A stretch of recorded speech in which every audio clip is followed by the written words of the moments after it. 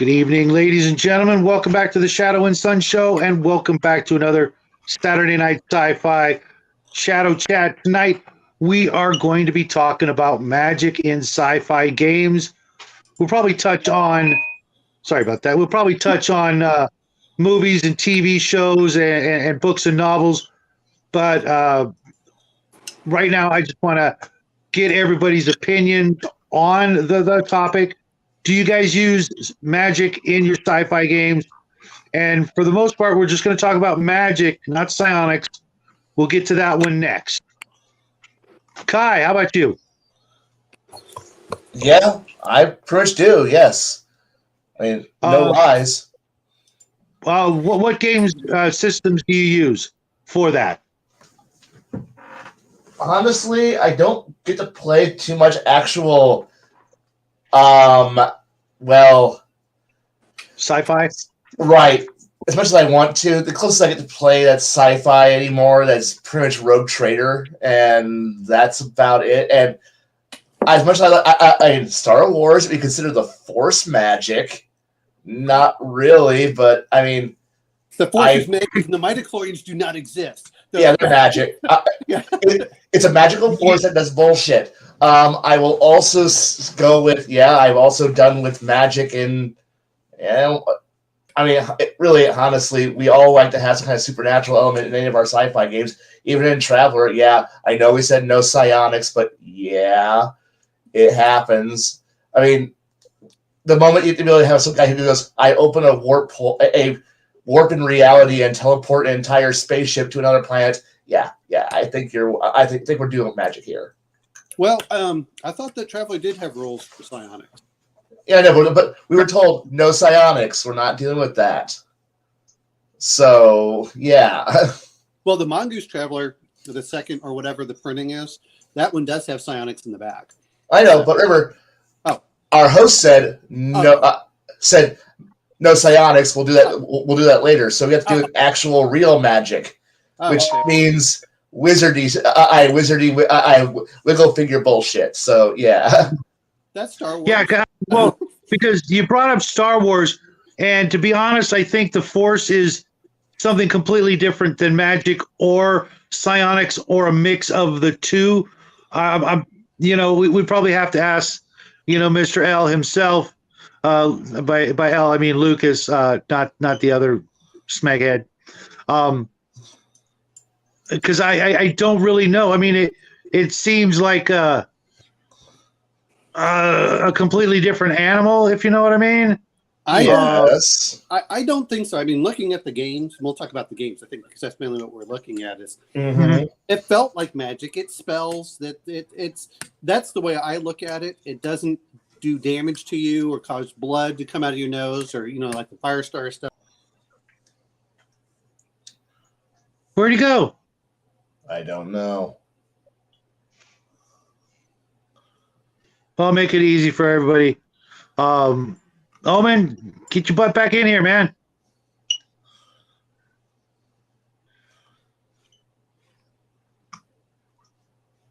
You too, Jackie. I know you can hear me. I hear you puttering around downstairs. Hey, Bo. You just got to the very beginning of the show. We're first question is, do you use magic in your sci-fi games? And like I told everybody, we'll talk about psionics as a completely different animal in just a minute. Although I wouldn't mind doing a show all on psionics and sci-fi. But you know what the hell? We could do that a little bit later on, during the year or earlier in the year, because we're almost at the end of a year. Can you believe it, guys? A little bit. This year went by so fast for us. It's been nice. I'm happy it's almost over, though. Yeah, we're ready to. Okay, here's Omen. We're ready to get into a new year with a lot of new stuff. Not a lot of new stuff, but just exactly like, oh my God, Omen, exactly like D&D Magic. I mean, full on actual sorcery. where you need spell components and words and, like he said, wiggling of the fingers and, however you want to do it, but not psionics. Well, Personally, no, go ahead. Go ahead, Owen. Well, I was thinking Star Wars matches all that. They do the hand gestures. You have a magic sword.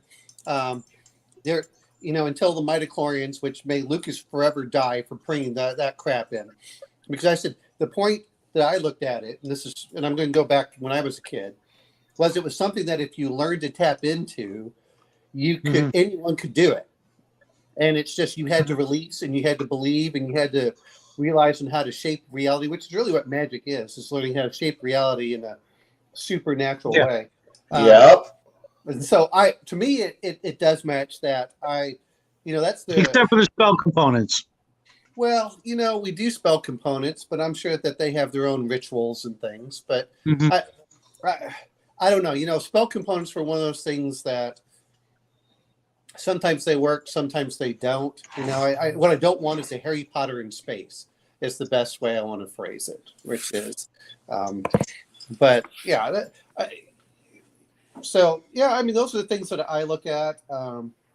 If it's a Star Wars, or even if you have a rogue trader in certain cases, which has the psionic, sometimes a magical element to it from chaos, whatever, I think that that's a bit different, but I do agree that that's about, though. That said, it would be kind of interesting doing Cthulhu in space, where they have to do rituals and things that are. Yeah, I'm working on it. Real quick, Bo had a couple of good questions. What about the Bene Gesserit in Dune? You consider that magic or psionics? I'm thinking psionics. Neither. Really? Because it's supernatural. I want to call it supernatural. Having read Dune, and I don't know, Kai, if you want me to shut up, just tell me something. No, go ahead. You're about to hit. I mentioned the Bene Gesserits, and that's like, okay, I know this one really, really well, so go ahead, cover it. I'll keep listening. Okay. If you read the book, you look over it, and everything is about training with them. Train this, train that. And it's like the smallest muscle movement and things of that sort. And really going back to epigenetics, he was touching on stuff that people weren't even sure of.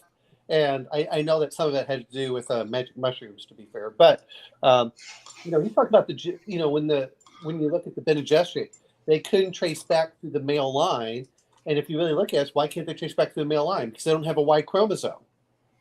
Whereas the Quetzai Heteroc had both the X and the Y, so they can trace back that way. And I think that that's some of the things that, even when they talk about with Jessica, there are certain words, it's training, to get them, the Bene Gesserit would come over and they would implant suggestions. So then they could do things. And so that's why I don't really consider that one magic. The closest thing to me for magic would probably be the navigators in there, which, to be fair, 40K uses those a lot.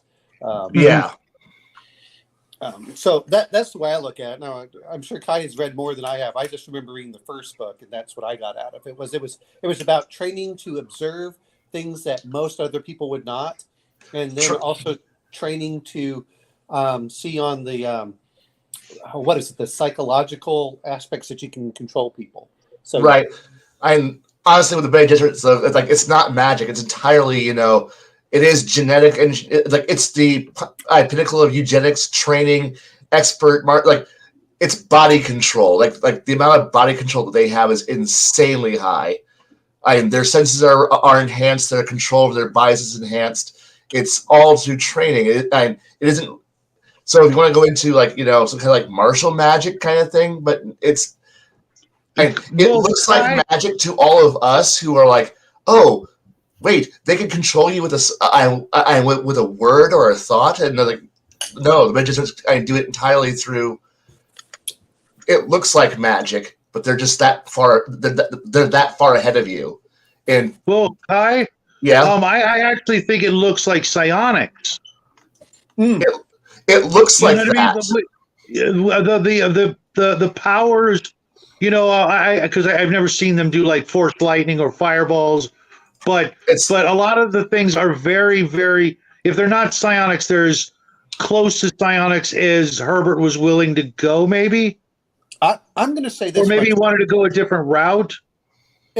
If you've ever watched the behavior panel, I don't know if you guys have ever done that with. No, maybe. So the behavior panel, what they do is they look at body language. Okay, yeah, I'm very familiar with that, but not that. Maybe that show. And that's it's on YouTube. They pick things. It's very interesting, but they're experts in their field. But that's exactly what, when you read the book, that's exactly what the Bene Gesserits are picking up on. They're listening to the change on your voice. They're picking up on just slight micro expressions. Yeah, yes. Totally. I studied that for decades. And that's what they're doing, and they've been trained to do that. But the other part is, like he's talking about the psychological. A lot of it was, what do men like? I'll move a certain way. I'll do this. I'll do that. And I don't see anything as I want to call, we call it supernatural, but to me it's just super training to get them to that upper elite level. And not everyone can get there. That's the other part that I think that's important. Well, that's why I keep going back to psionics, because having studied, all of the CIA projects and some of the Russian projects and remote viewing and all kinds of other disciplines of psychic powers, it's very close, if not, just a different but phraseology to describe what the Bene Gesserit are doing. Not everything, mind you, but a good portion of it. I mean, with the exception of, when we talk about body control, where they turn the water of life into a molecule that doesn't kill them. Right. I don't really see too much that goes in there. That's what I want to call supernatural, or what I want to say is where I would call it like psionics. It's not anything like Firestarter. There's nothing in the book that describes what they do really as any more than even the words that are used to stun people. Mm-hmm. They have to condition people so then they'll be affected by those words to slow them down or things like that. And I think that's one of the things that people forget about is if you were suddenly to meet, if we talk about the old Conan, remember where he says, "Oh, I don't get affected by this mind magic as much just because I haven't been around it." That's very similar with the Bene Gesserit. So the less you actually get with the Bene Gesserit, the less likely they can actually influence you. So that sounds odd, but it's true. There's a reason that the Baron didn't want them around. Yes. See, I want to go back to Star Wars really quick. Because I by definition, most magic spells need a component, right? No. So let's say some. They need one of the three minimum. Fireball, guano, leaf, whatever. Right? How do you make a lightsaber?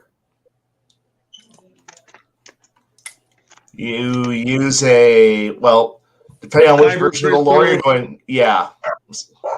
So there's your components.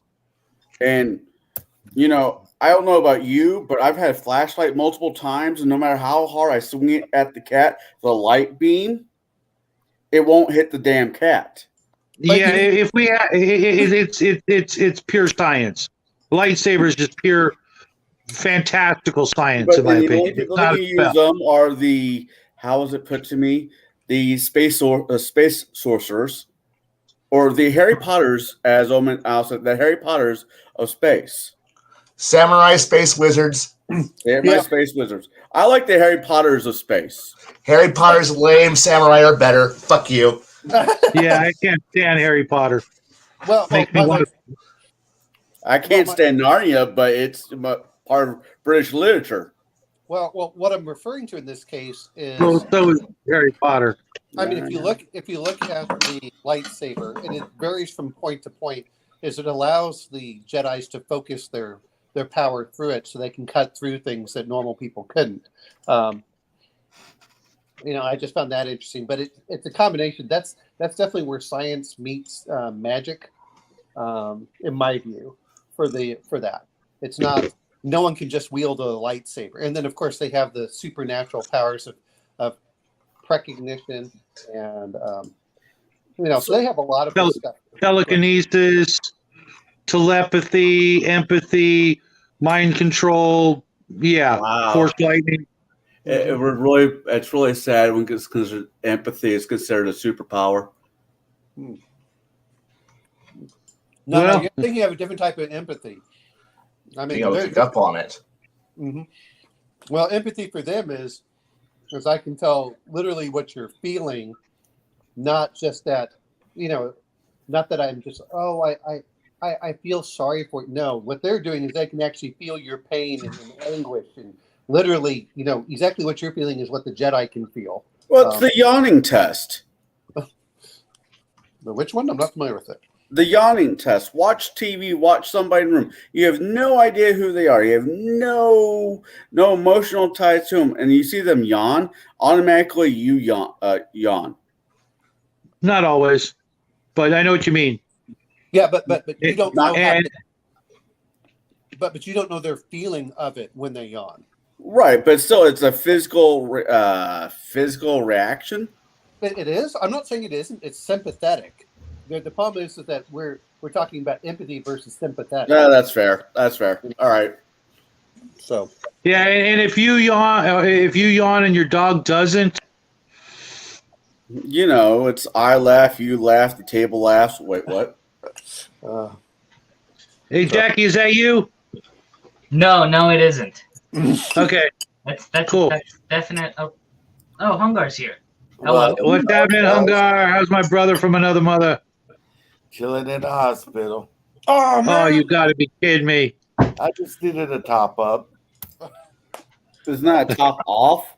Yeah, electrolytes and some fluids. Dehydrated. oh man, Jeez. hey, If I was you, I'd be buying stocks in that Gatorade. no, don't do that. There's something My that's body even better. doesn't Yeah, absorb it. I don't know. I don't think you're having problems with salt, are you? I'm gonna be muted for a second, guys. Okay, Well, electric lights is basically, God, It's this is salt, why calcium. salt. It's salt, calcium, and potassium, and a lot of people don't get enough potassium, which get some stuff called crampage. I bought that stuff, and because I usually have a potassium imbalance, and that makes a big difference, and that also helps get rid of a lot of cramps. But Gatorade has like 3%. If you really want to go get some coconut water or some Revive, and those have a lot. But this stuff called crampage is really good too. Well, yeah, and gotta be Gatorade has changed their formula quite a few times over the past decades. It's not the way to go. And as I said, back to Star Wars, as I said in the chat, considering the movies were meant for children, I'm going to say it's magic. Thinking it's anything more than that is probably above George Lucas's pay grade. No, you're just thinking of the old stuff. I mean, if you look at the original 3 movies, he was blowing out a lot of stuff that was from, I want to call it the East. When you really look at it, when we're talking about space samurai, I actually think of them as space Shaolin monks. Yeah. And so there's a lot of that of introspective, and there's a lot more in there. But boy, George Lucas just, to be fair, his wife is what made the first movie great. If you look at the original editing. But anyway. So I just say Samurai did a Kurosawa's influence, so therefore. Yes. Well, I also said what well, it doesn't really matter because that's what I'm thinking. I don't remember if that show had magic in it or not, though. I mean, it was an old serial. which one? Dodger. The sci-fi shows that he used to watch as a kid at theaters. Buck Rogers. Buck Rogers. I don't know if it had magic in it or not. I thought that was Neither Buck Rogers. Well, Flash Gordon might have to go back, and if you really wanted to know, you'd have to ask Donner. Hey, Sport. Yes.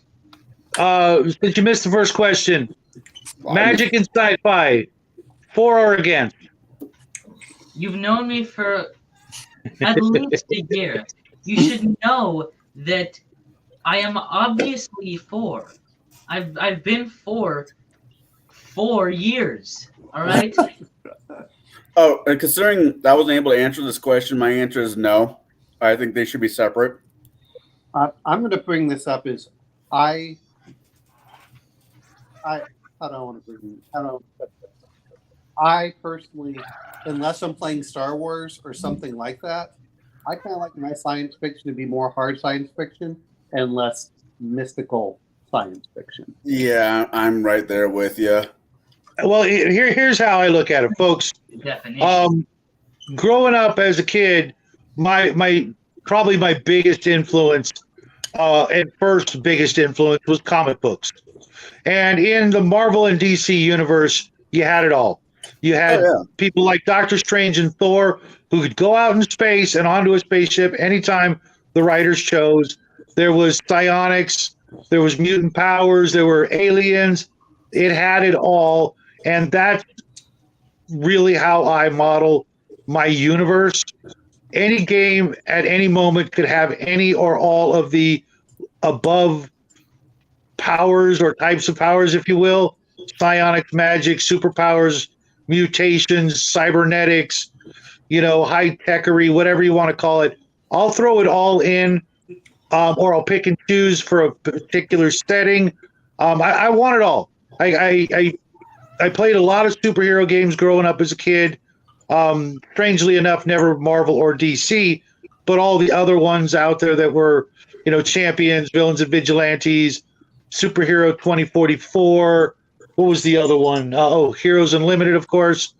And it's all there. And if those guys can do it, and they could do it on a monthly basis and get, millions of people worldwide loving, things like, the Starjammers or the original Star-Lord or Rom or what have you. Rom, that was a great example. Cybernetic dude fighting alien spellcasters.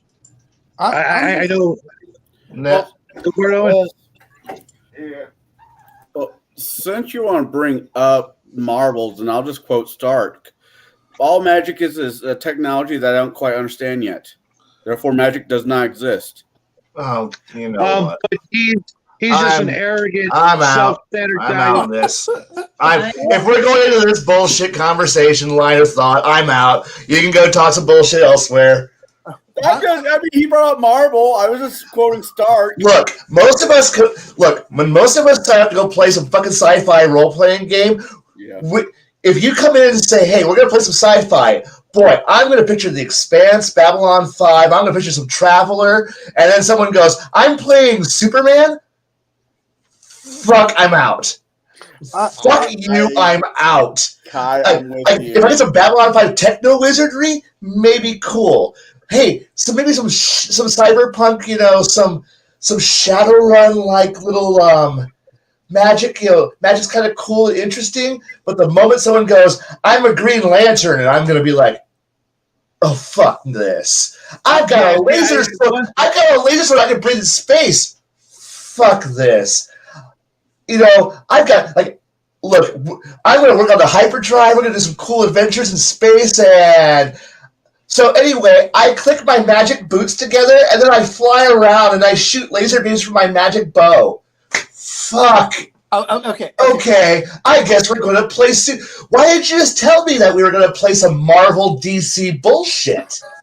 Because I signed up for sci-fi. I didn't sign up for Marvel superhero comics, because at that point, cool, I have a laser gun and a screwdriver, and I'm going to go work on the hyperdrive. But don't worry, Magic Man in underwear is going to fly around and do weird stuff. And I'm going to be like, oh, cool. Yeah, well, we don't do the tights. But Kai, think about it like this.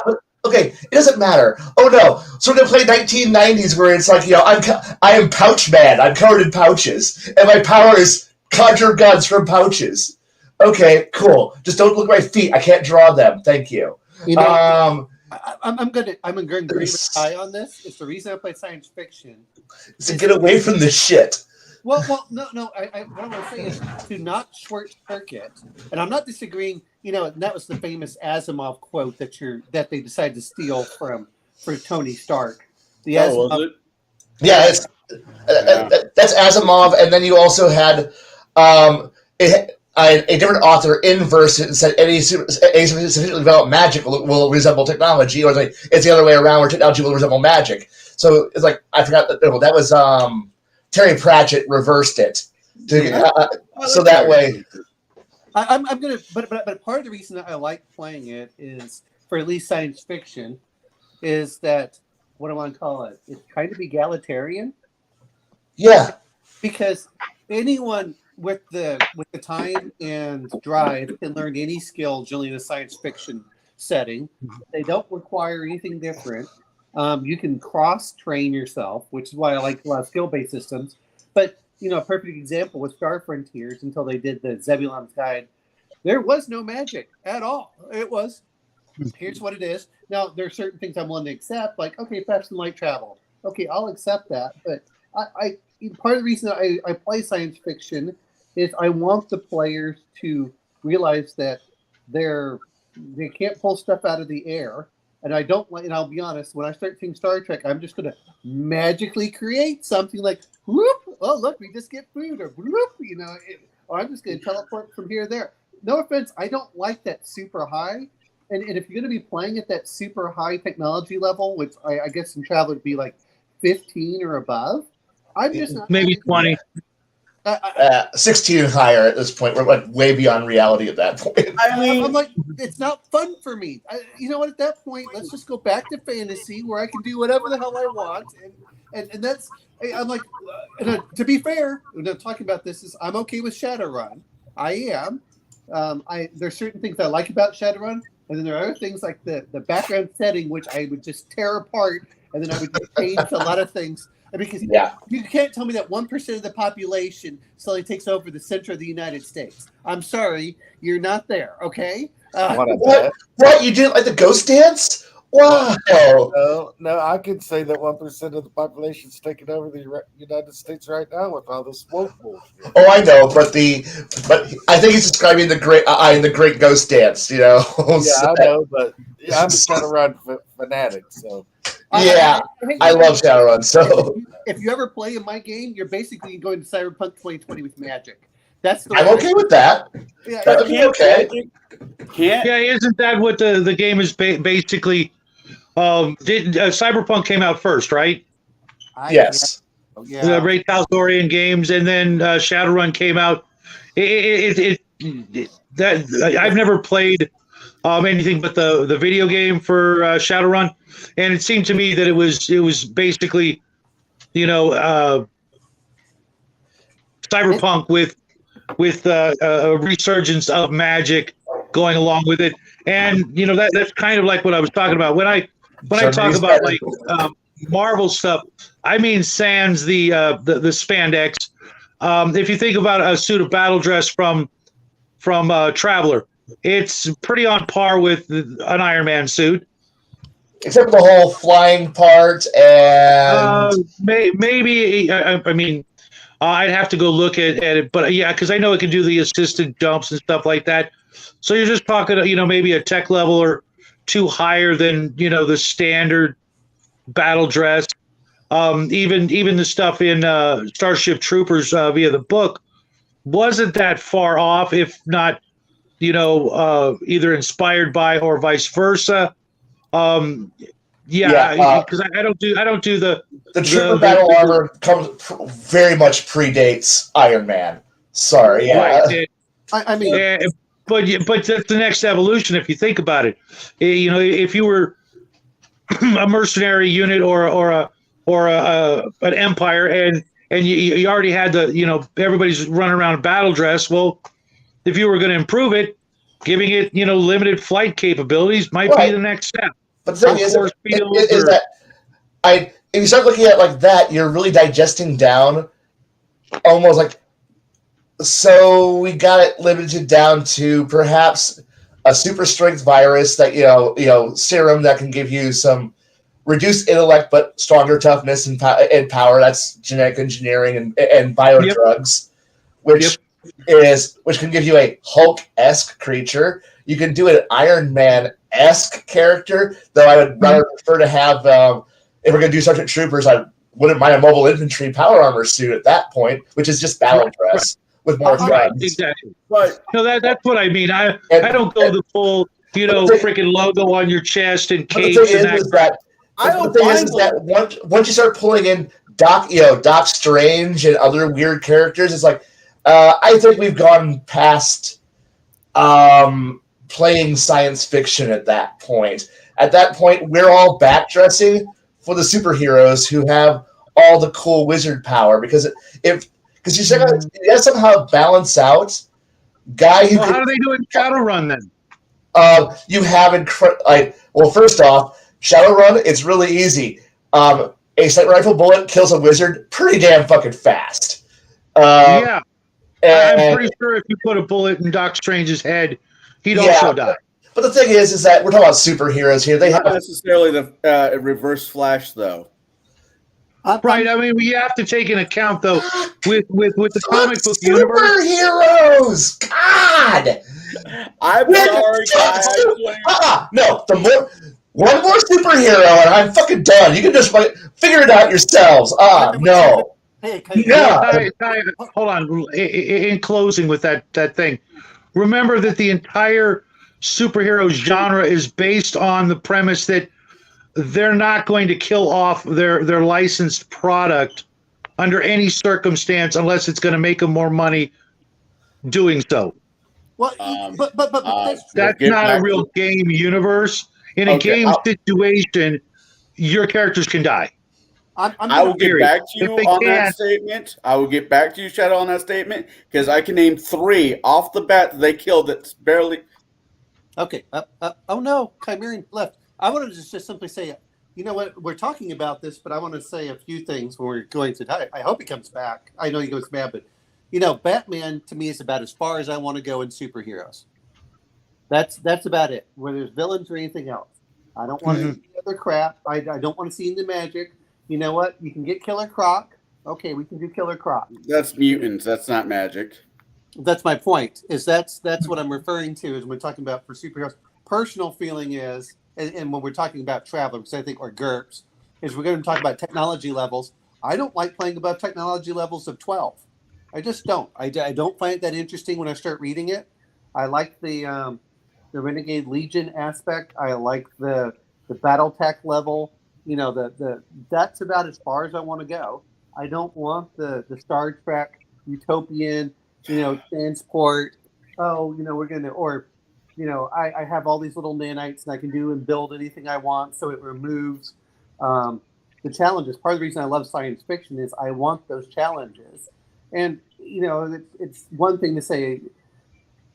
That's the way I feel about it whenever we're talking about magic. Anyway, sorry about that. Hungar, you probably have something to say here. So I do some when I sci-fi. I like to do science fantasy more than science fiction with psionics and magic.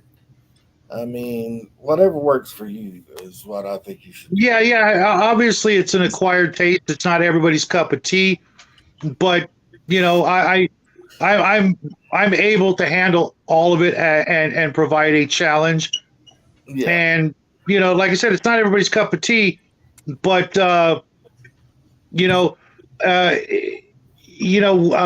it's all about the presentation Yes. and how you bring it to the table. Exactly. I want to bring up when technology. One of my favorite. Most of us have kids, except for Jack. Jack is not allowed to have kids for the next 20 years. Yeah, Jack, you're grounded from kids, man. For the next 20 years, no kids for you. Now, You all right with that? that puts him at 36. Anyways, but most of us have kids who've watched the TV, watched the movie Toy Story with Tom Hanks and Yes, Home mostly Improvement. Toy Story. Yeah, Toy Story. I like Buzz Lightyear. He So had does Andy's mom. Andy's mom was kind of hot, but that's besides the point. He had his boots were rocket in the cartoon that Andy watched. His boots had little bitty rockets. He had wings, not like feather wings, but mechanical wings. Right.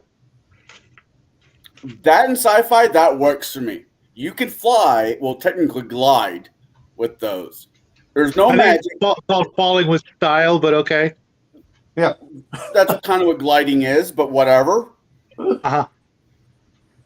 Or, I mean, I love Doctor Who.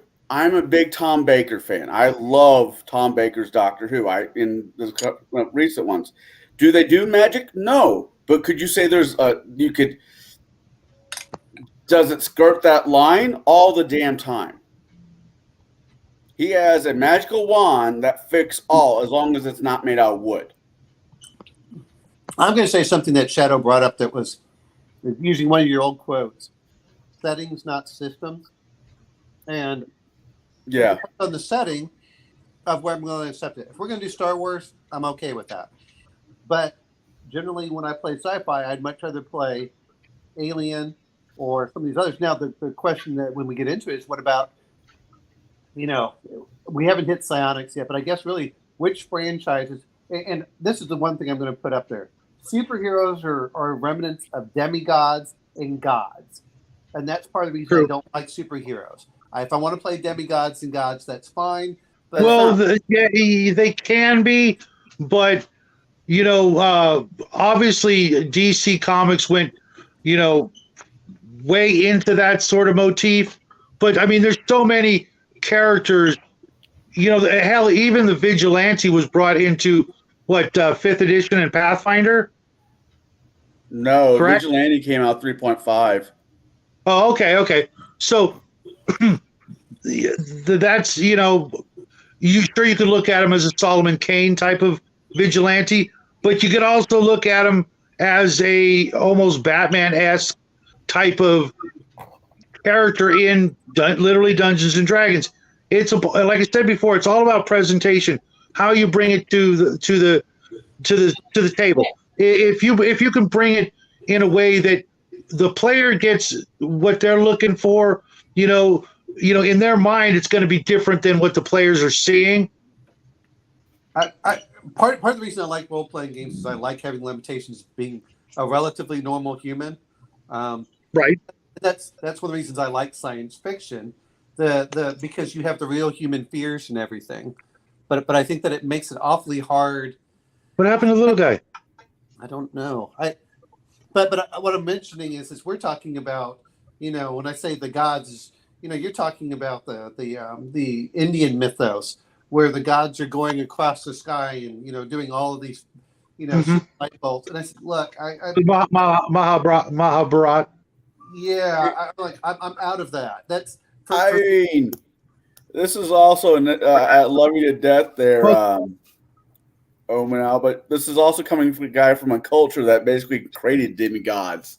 Well, again, I don't mind. Well, that's why you play fantasy with spells and magic. Okay? Right. Right, but in a fantasy game. What the hell was that? In a fantasy game, we hear you, but we got a little bit of an echo. For example, Rule Cyclopedia. When you get to the uppermost levels, I know a lot of people don't like getting there, but they were fully prepared to let you go full on demigod route, and then through the Immortals rules, play demigod on up to greater god if that's what your group was interested in. It's all about the people at the table. If they're into it, cool. If they're not, then obviously you're not going to go that route. You're going to stick to the lower echelons of fantasy, because if you look into fantasy, the earlier the fantasy is in human history, the less magic there was, and as it progressed, so did the amount of magic in the story. Though if you read the origin stories of most of the gods, it doesn't matter what pantheon they are, it's always amazing and everything else. Sure. That's the gods, but I mean, like the characters in the story that that would be the player characters That's true, but and I guess that's what it comes down to is what do we want to play? I like a kind of a harder science fiction, but this is the point I have with it is I can't ever play that with my friends. Even 500. Even with how come science fiction needs to not have magical elements in order to still be science fiction?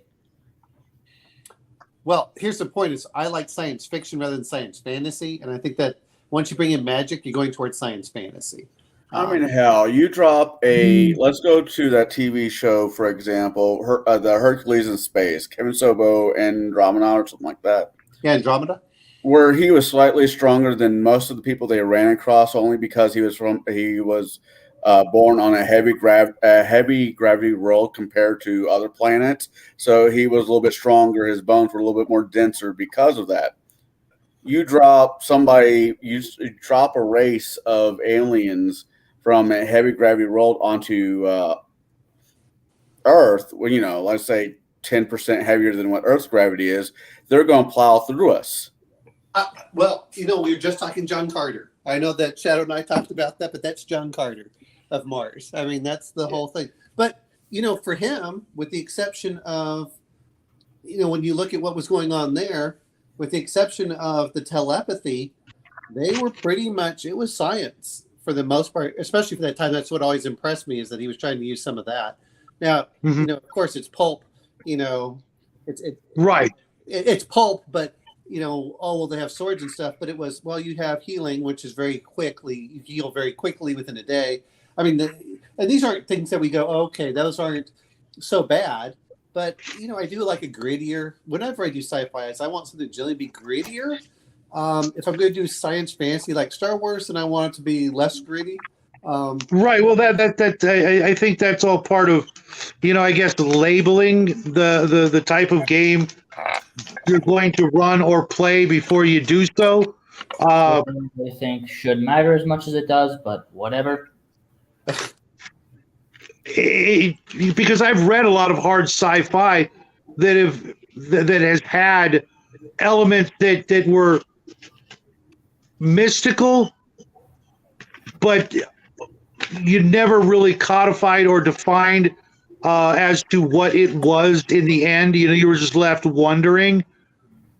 So I've been reading some of the Dying Earth series, and you can tell that most of their magic is intended to be science-based. To an extent, yes. It was an interesting read, especially Cudgel or Kugel or whatever. Those books were pretty intense. My favorite was still the first one. I think it was the best of all of them, but it's definitely like required reading if you're going to continue playing Dungeons and Dragons, at any sort of epic level, because of how influential it was in the very beginning. It may be, but I mean, when you start reading their cars and stuff, and that's where you're looking at it. It's like, oh, okay.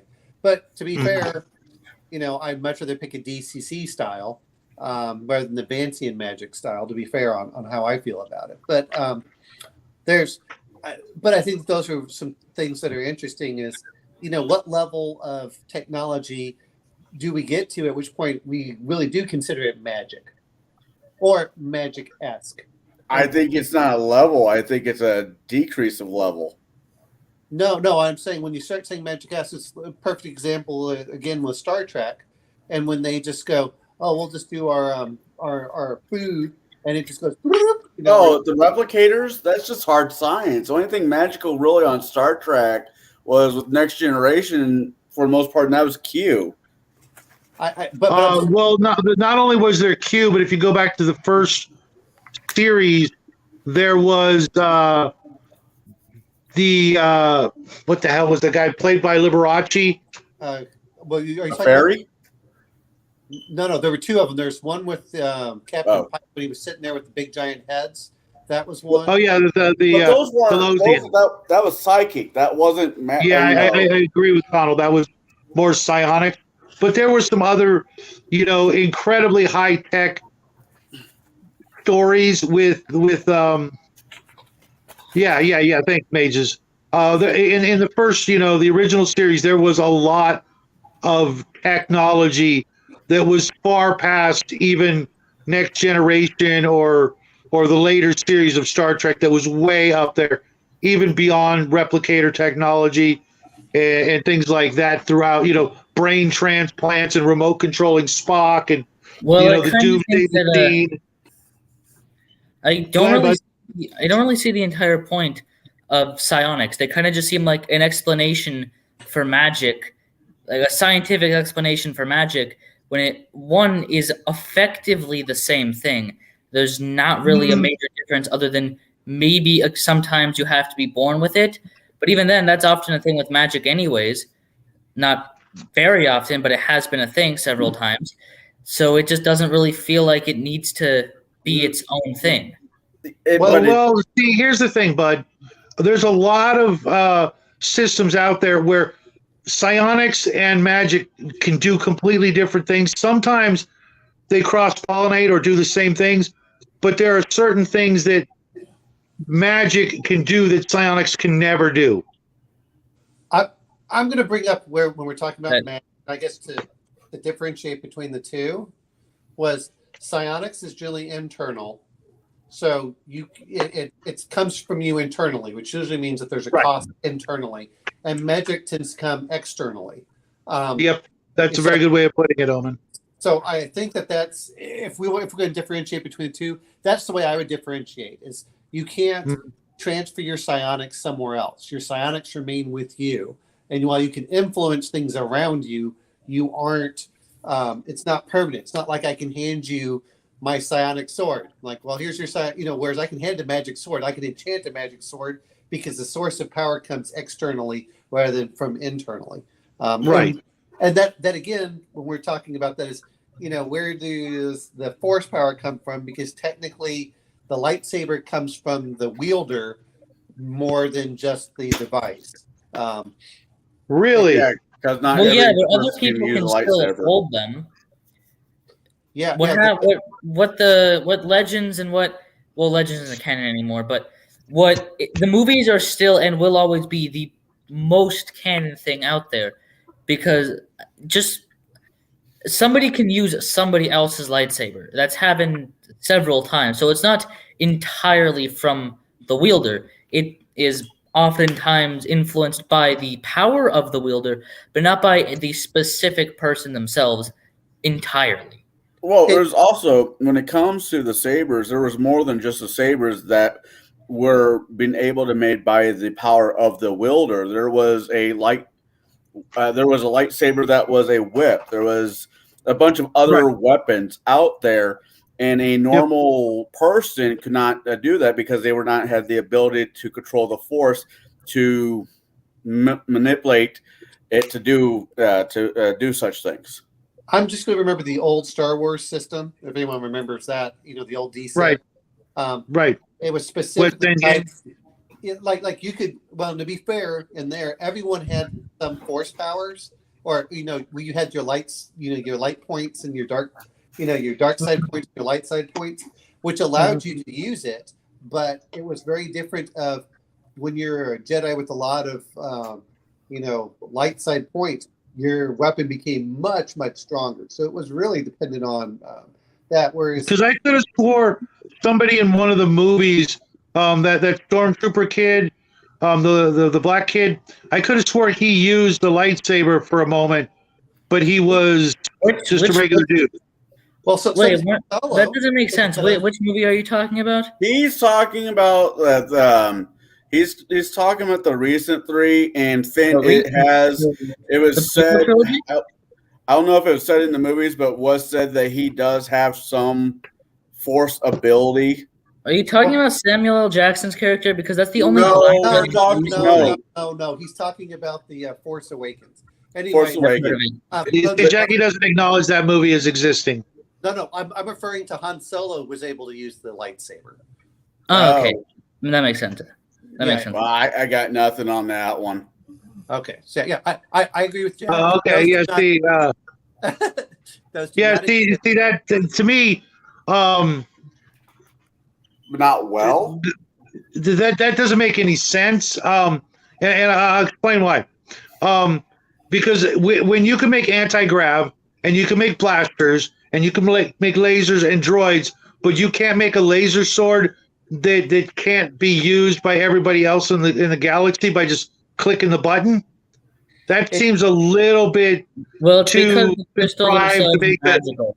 Well, it was to make them magical. Yeah, it's like You're telling me somebody else couldn't come along and make a laser sword? No, they did. If Yeah, you they actually did. look at like the Mandalorian, not the Mandalorian version, it's the Mandalorians, but it's the the dark saber, the dark. yeah, where it's more of a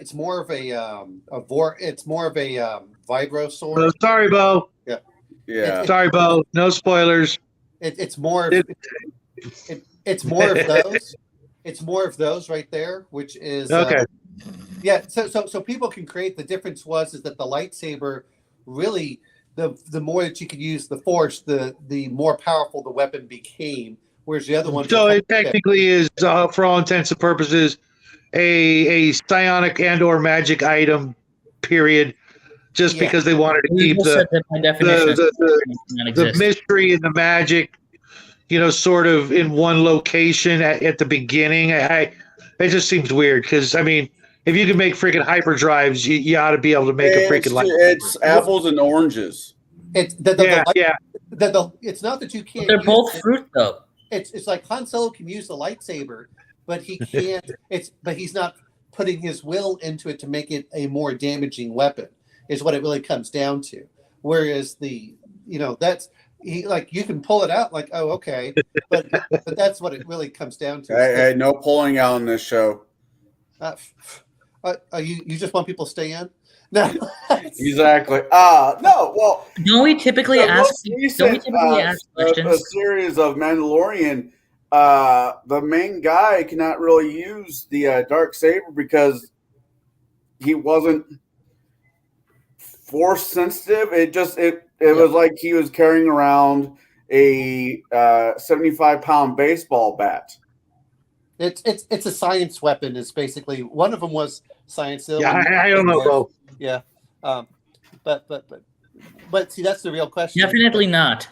No, I don't think that they can for any of that. And that was, but that's the whole point. Is the lightsaber was the reason that made the Jedi special for their hand weapons, but other people had science weapons. And just because you have a laser sword doesn't mean anything. Your laser sword's like, okay, but your laser sword is still a fixed power, whereas the lightsaber had effectively almost infinite power in it. So yeah. You mean like a blaster pistol? I don't know, but I need to watch. I never saw him reload those things, so just trying to figure that out there. That's also the reason why I like Farscape. They had to change clips every so often. So back to this is, the real question is, because we're touching on it without really getting there, and while it's all focusing on science fantasy, what are the settings you enjoy that have fantasy? We talked about Shadowrun, Star Wars. What are some and the Dying Earth series? I guess. What else? You mean books and movies, right, Omen? Yes. Books and movies. Difficult question for me because I don't have any settings. Yeah. Yeah, because I can think of multiple game settings, but actual books. Nine Princes and Amber. Had it all. Had it literally everything, and it was just a matter of going there, which is another one of my big influences and why I like adding both science and sorcery in the same table. Let me think. I could jump on really quick. I know this is going to sound weird, but I actually like the mixture for Thundercats. There was only really one person in the entire show that did magic, and he was a bad guy. You know what? I give you for Thundercats. Thundar the Barbarian, then. Oh, Thundar. Yeah, I enjoyed Thundar. The other one I enjoy is Warlord. I know that you can't get through it anymore, but I enjoy. I've made it through. I'm about 20 issues in, Omen, and I'm incredibly grateful. One we're missing, guys. One of the most basic and most obvious. Which one? Call of Cthulhu. Oh, yeah. H.P. Lovecraft had it both. Super science and freaking magic. I don't know if I trust anybody that doesn't drink, though. I would say that I definitely do trust people who don't drink. Jackie, he doesn't trust us, bro. I don't drink either. I don't know what the hell's wrong with you guys because I can. I don't. I think you It's might a be the four-letter only word. one. Wait a minute. It's a 4-letter word, Connell, called GOUT. oh well. Well, Yeah, I'm just gonna go with faith and hey, I'm a Catholic. There's a saint to alcohol. Saint Well, Arnold, I'm not patron saint of the hoppers, the rakers, and the brewers. All right. Yes, the true power of cartoon characters is misunderstood. No, I agree. I think that there are times I do enjoy that. But you know what I think I enjoy? oh man, Connell, if Bo shows up, you're like, You're the only one. You're outnumbered, man. It happens. You are very outnumbered. Oh, Connell, just to hey. make you feel better, I do cook with like port wine and Marsala wine. So it's not that I don't drink, but I do cook with it. okay, we're gonna take a break here to say hi to all the people in chat because not only is one of the greatest of the greats in the chat, James L., but we've also got Magiç's Musings. And if you have not checked out his channel and subscribed, go do that now. We'll wait for you. But I want to introduce a new friend of ours. Bo? That's the Gamer's Den. If you have not checked out his channel, if you're a Pathfinder guy, if you are a, I hate to say this, Dresden fan, go over and check out Gamer's Den. What's wrong with Dresden? Now you're starting to fight. I'm just messing with you, Connell. If I can't mess with my little brother, what's the world come to? You can get on a train and go hang out with Putin. I actually do want to do that. Gamer's Den has got a great channel out there. I've been watching him for a while. He's actually been helping me out with my Paladin and Bruce's game without anybody knowing, and Connell's going to keep that mum's the word. But yeah, go check out his channel and tell him I sent you guys there so he recognizes you and give him a whole bunch of subs. I'd love to see him hit 1,000 subs by Christmas. And of course, Bo's here. And let's see, did I miss anybody else? Cal Vanoni? Oh yeah, I thought I said Cal first. And of course Cal. And if it wasn't for Cal, I would have never met any of you mugs. Okay, so again, thank you, Cal. Yeah. Gamer's Den. Trust me, I am a huge Dresden fan. Me and the rest of Table Breakers. To be honest, Shadow's like the only person that doesn't have any class. So I'd love to come over and talk to you anytime you want about anything Dresden. I absolutely love the series. Jim Butcher is probably one of my top 5 favorite authors.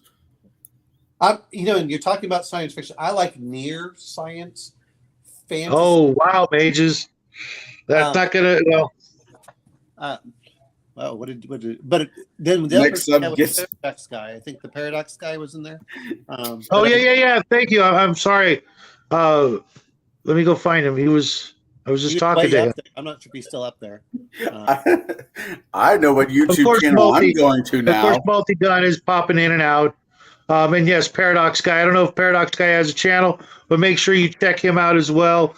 You can tell we're real professional here, guys. Okay, so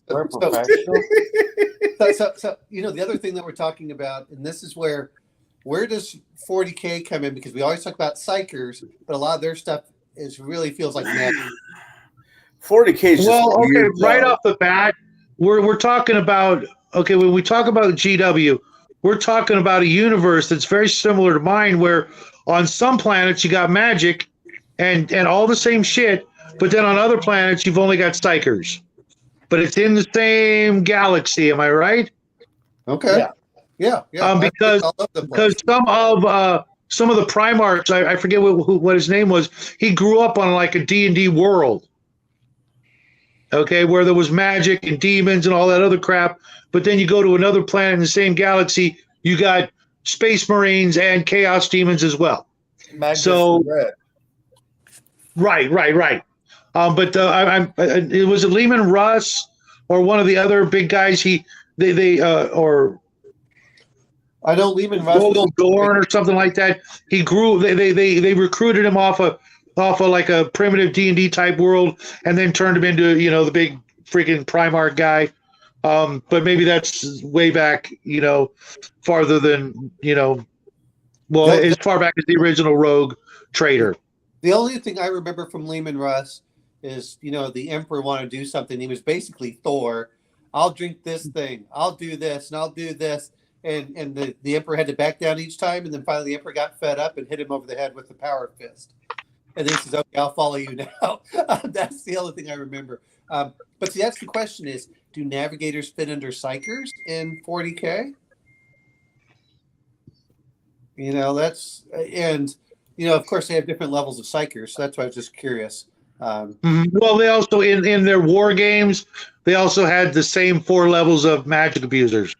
Oh yeah, I mean, basically, let's be honest. When I bought 40K, it was completely, 40K was completely compatible with fantasy. It was 1 for 1, and all they did was say, you know what, we're going to take all the craziness that we have from the Warhammer Old World, and we're going to stick it up in space, including Slan and Jakaro, and they had a few unique things like yeah, right. It was all game mechanics being cross compatible, etc. Even though it wasn't really quite the same, but yeah, exactly. So I think it's just either for Games Workshop, it's a matter of perspective, or it's 2 different things that are really, really similar.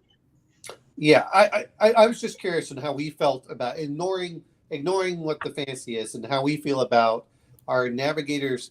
Again, are navigators magic or are they psychers? And then we do have the psychers, of course, and then you have some other things like the chaos. Where do you fit in those? So that's what I was just curious of how you guys feel about 40K when we start talking about fantasy. The only hiccup, I don't know that much about 40K because it's always been one of those games that's just kind of out of my price range to even bother trying to get into.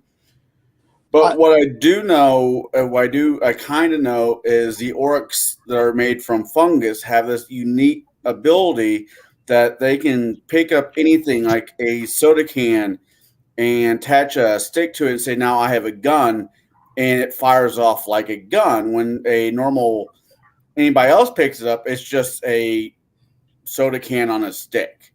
Yeah, the orcs are very, very psychic. If they believe in it enough, it works. Well, and it's always what they're mech boys, the pain boys, the weird boys. Yeah, I to me, ever since the very beginning, orcs were like, to me, they were a joke. Games Workshop orcs were a joke. To get past, any sort of, litigation maybe, or just the way they wanted to look at it. I never owned any until orcs. somebody shows up with an ogre army and runs right over you. No, to this day, I've never played anybody who played orcs. I've never had any people at my table who played orcs.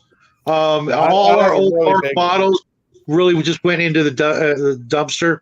Oh, the shop I used to work at in Missouri. Sorry, what was that? Hunger? I had a really big orc army back in the day. They're a lot of fun. It's you have to enjoy randomness and to lose, in the most infuriating way. Right. And in the most Right. But yeah, my old players were really too serious for it. It's a game, though. I know. But I mean, from my standpoint, because I had the books, sometimes in an overly grim, dark world, orcs were just fun. I mean, when you look at it, and if you look at the old books for it, they used teeth as money. They did all these things. They enjoyed fighting. They'd run away. Sometimes, and this is what it comes down to, orcs are just meant to be fun. They're intended to be silly. I'm okay with having one army that's silly. You don't have to include them.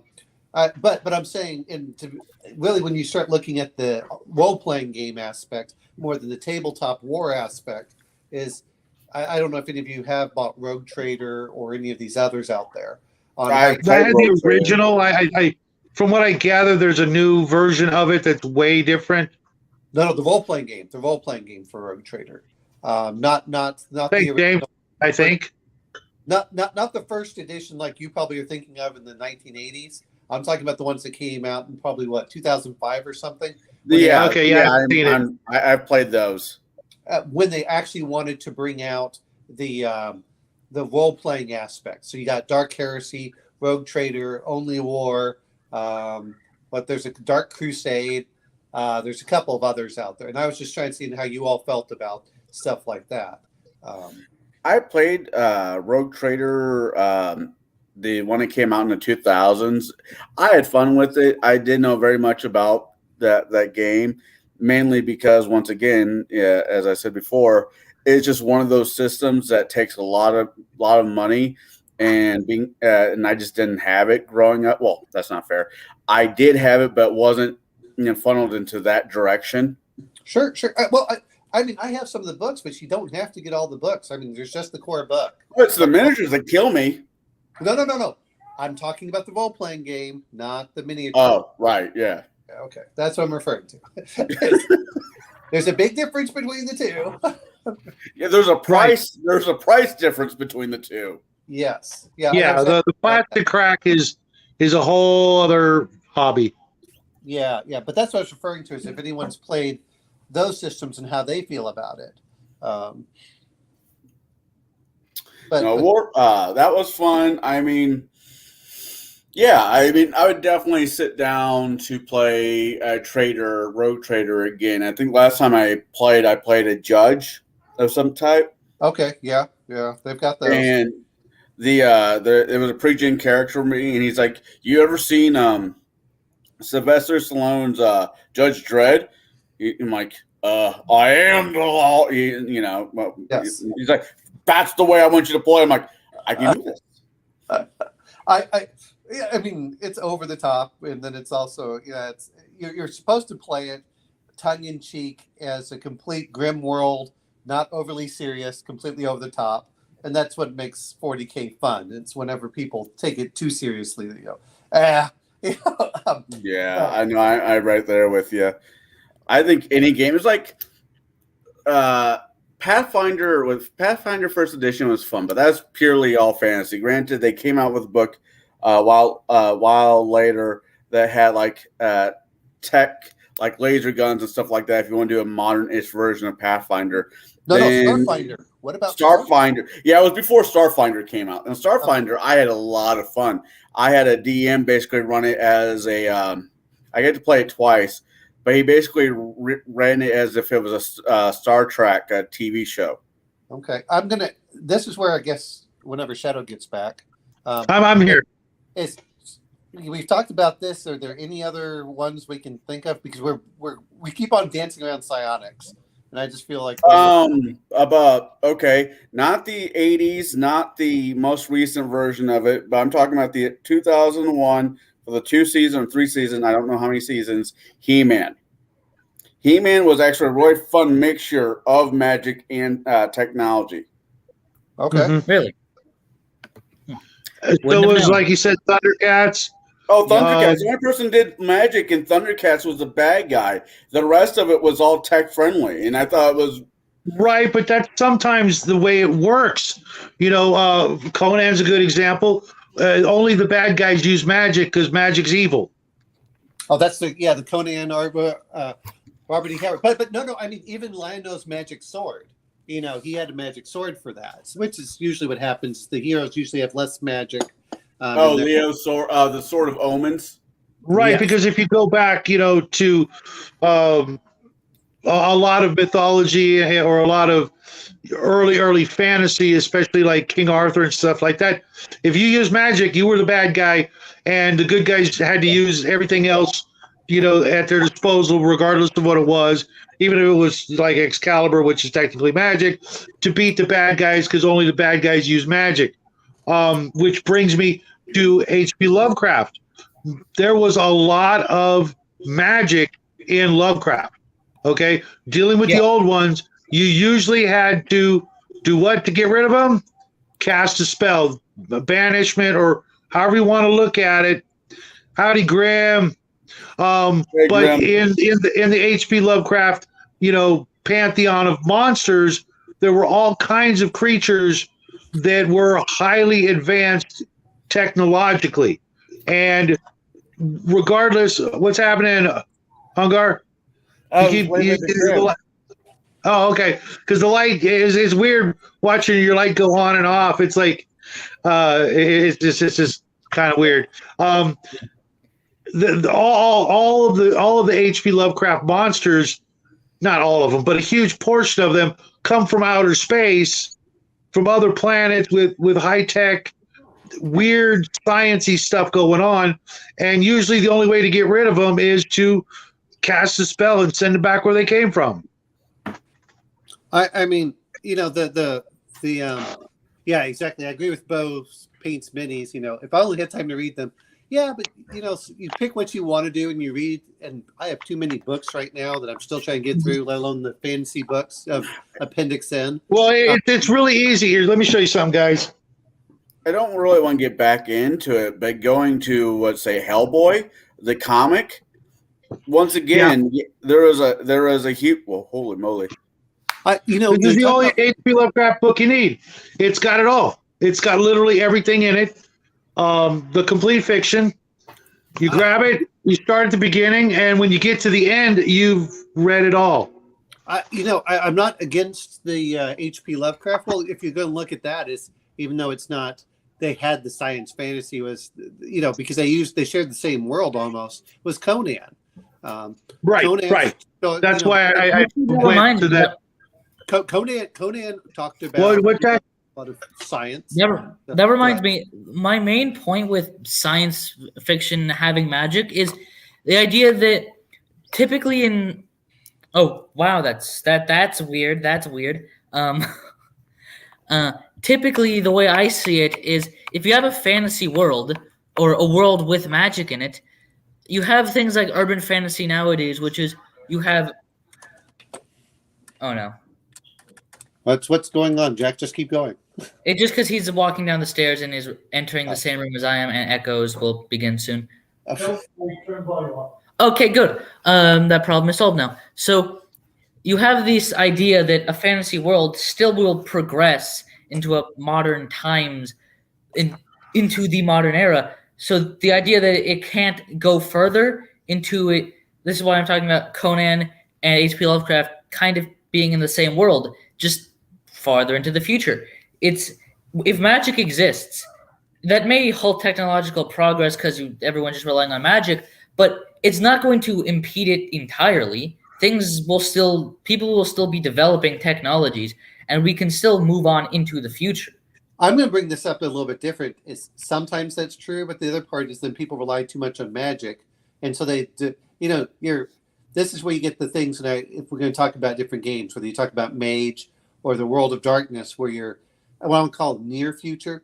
Shadowrun fits in this too. Within the last 20 to 50 years, is the whole aspect of where do you put your focus on? Do you put it on equipment, which is your science, or do you start putting it on spells, which is a very small case of people that can do it? But that's not really any different than now. Most people can't design things. Are you doing 3D prints? But I think those are it's on it's just like when we talk about Mutant Chronicles. Speaking of which, because James L was just mentioning this, I just saw that. How do we all feel about Mutant Chronicles, which definitely has a combination of the two? I've never played the game. Well, neither have I. I'm just saying. Shadow is in love with it. It's the world. There's one that we have. You can turn your volume back on. Magic. Well, But isn't Mutant Chronicles just a variation of I'm going to give a little bit more credit to this, but like an X-Men comic. I mean, you just have people out there with weird and unique powers. No, Chronicles is really, think of it. I almost want to call it. It's not entirely true. It's almost like 40K Cthulhu-esque in space, but you have mostly guns and stuff as the players. Gotcha. Yeah, You're- it's a world where, like, in the far future, corporations run everything, and they go to Pluto or some other planet. I can't remember which planet exactly. And they open this big door, and all the demons and It's Satan. Nero. The planet's Nero. It's the 10th planet. Oh Okay. wow! Wait, didn't that already happen? Like the guy from Virgin Records, Amazon, and somebody else went to space. No, you're missing the point. What they said is that they went over and they opened a mystical door. Oh, I know. I'm just being a smartass. Oh, great job, Jeffrey buddy. I totally Bezos. missed that. I don't know how I missed that one. Thanks, Sport. Which one? Mutant Chronicles, like one of my favorite IPs of all time. Yeah, Science, and, that's and, science and sorcery all in the same freaking bundle. Oh, no. It's James L. mentioned that, and then we were bringing it up while you were off wandering around the house. Yeah. Oh, that's I see it. I even highlighted the message. Yeah. You don't pay attention. But I thought Jack said it to what you first. highlight. I mean, you. Sorry, and I had to come and have a cigarette. if you want Watch to it go into, on I don't know if very many of you guys watch anime, but there is an RPG for Dragon Ball. I'm going to bring this up. If we're going to mention, can we get on psychics before I guess it hits 11? Because that will take a while. Well, the reason I mention it is if you're going to talk about anime, we can't forget about the big granddaddy one of Akira. Oh, I God, knew yes. that. Yeah. I Daddy's have- never seen it, but Good. No, the comics in there, where what they're doing is, and you'll see this in like Firestarter or Push, if anyone's seen those movies. I've seen them. I enjoyed Push. The idea is that they find kids to experiment on to give them psychic powers, and then the kids generally basically get out of control. And it's not just Akira, which they're all mentioning. That only happens like midway through the book. Then they have to do big fights and everything, and that's something that really deserves to be made into a series. It was just so. I really loved it, and I have a few of the collectible books. And I'm kicking myself for not getting two more, letting them out. Speaking In full of color. Yeah, go ahead. hey, I'm Graham. actually somewhat excited. I don't know why, because I really don't know much about 40K, but I'm going to be looking into it over the next while. But they shit canned Superman. Yeah, they did. They Henry Cavill got Yes. booted. Well, so he is going to go do a 40K TV series. That sounds like either that either sounds like the worst thing I ever heard, or something that I don't really care too much about. Well, the reason why I think no. it's really awesome is he is a huge 40K nut. yes, he paints his own minis and everything. I mean, he's Yeah, I've seen him. Oh, Yeah, no. well then maybe that might be good. yeah. He's and The reason he walked away from Witcher is the writers were moving away from the source material, and he said, "Fuck this, I'm out." I'm going to say this Okay. much though: is when you start looking at it, he's the producer. He's going to be both starring and producing, so Ooh, that can gives get him a bad. lot of creative control. But that said, I'll say this: it looks like we're already in a recession. It looks like it may get worse at a certain point. It hasn't really filtered down yet, but man, when that hits, Avatar's losing money. They lost tons of money on Lord of the Rings or the Power or Rings. No, of Power. that show had its own issues, but yeah. Well, no. The problem is that because those are flops, those are going to be causing that he's going to have very limited budget. Is what I'm referring to. Oh, yeah, there's that. That's what I'm. Yeah, referring but to. you can do a lot on a limited budget, Oh, especially if you have people who really want to do what you want to work Okay. on making. Right. I I'm just gonna don't bring know this if a show like that could live on a limited budget. You know what though? If they can do it with Z, Absolutely, it can. it's well, Hey, if they can do it on Danger 5, they can do it with 40K. yeah. Danger 5. I have to look into that. Right, Dave? It's a Australian, I think, TV show that James L. clued me into, where they actually use like 1/72nd scale, like army men and stuff, and tanks and stuff for their special effects. Well, Australian shows are just weird to begin with.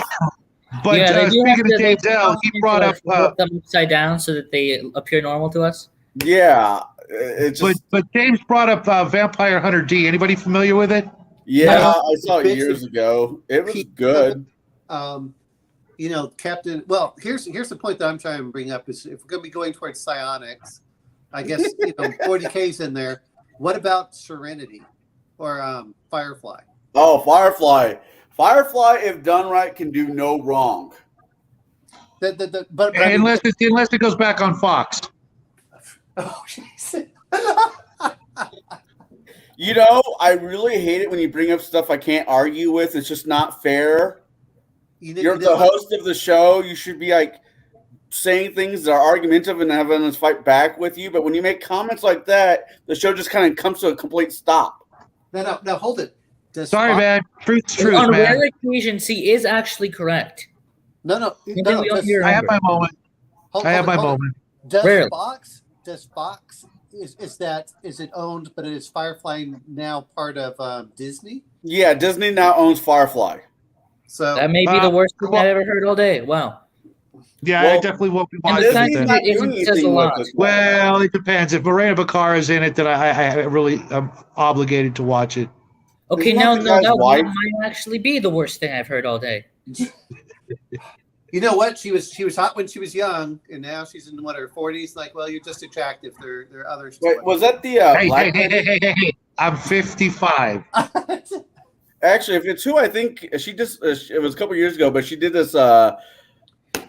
I don't know She did how it Gotham. worked in RPG, but No, I she did love. Gotham. Go ahead. I would absolutely love to see a law RPG like a courtroom. God, no. She was Yes. no, she wasn't. Yes. She in that That was the awful. greatest idea I have TV show. ever heard. She was in this awful TV show where it was like Don't you say it was like The Blacklist, but a chick was Raven Reddington, and I think she played the character. I don't forget know. what it was called. Well, for a second, I thought you were going to say Hannibal, and I'm like, we can't be friends now because that was a great show. No. I thought that she did Homeland. I don't know about Homeland. Recently, what I've seen her in was the TV show called The Suits, which was really fun. At the end of the last thing I really remember her from, to be fair, that I saw her in was Deadpool 2. But Where was she in Deadpool 2? She was in not watch Deadpool 1. Deadpool? It's his girlfriend. Oh, I'm thinking the black lady. I'm not thinking of her. Yeah. Yeah, Jackie's still too young to even watch the opening of Deadpool. Yes, Deadpool 1 and Deadpool 2. She's in there. She's the main motivation for it. I love Deadpool. I love the movies, but I love Deadpool, where him as an actor came out on many commercials, says, "This is not a kid's movie. Please do not bring your kids to this movie." I went to go see it in theater. There were kids sitting next to me. I'm looking at the parents like, really? No, 5 minutes into the movie, we got to go. Don't look at the screen, honey. No, hold on. The opening sequence. I mean, Jesus Christ. Here's the thing. I needed a towel. I needed a towel. Wait a minute. Does anyone not look at the ratings and why it got the rating? I mean, come on. It's your own fault. Ratings have kind of got soft over the years, though. Nobody cares about ratings anymore. No. It doesn't matter. Ryan Reynolds, though, can't act, which is why he's so great in Deadpool, because all he does is make Ryan Reynolds jokes. I mean, you're not wrong. I know, but that's what makes it so great. I knew there was a reason we're friends, Cal. Yeah. No, it's but no, I think that I like her in Gotham. well, okay, let's go back over onto like magic and science fiction before we go Well, on. yeah, Sorry to derail it with my lecherousness. Yes, I think I specifically asked you to do the opposite of that a bit ago. Anyways, what's the next question? Babylon 5. What are the series that are great that have a lot of these? How do you feel about Serenity, Firefly for their psychic powers for River? I don't think it was needed, honestly. If they cut that out, I would have been fine with it. I never finished it, so yeah, because somebody was too scared to rewatch it. No, that was mean, not the guy. He was too scared. He didn't want to see it end because it was so good. He literally didn't want to watch the end because then he'd be jonesing That's for it. objectively a falsity, and you know that to be true. I know You what say else one thing to think that you didn't want to watch it because you were too scared to continue. This happens all the time. You have serenity, you know. It's and then at that point, it's okay. Anyway.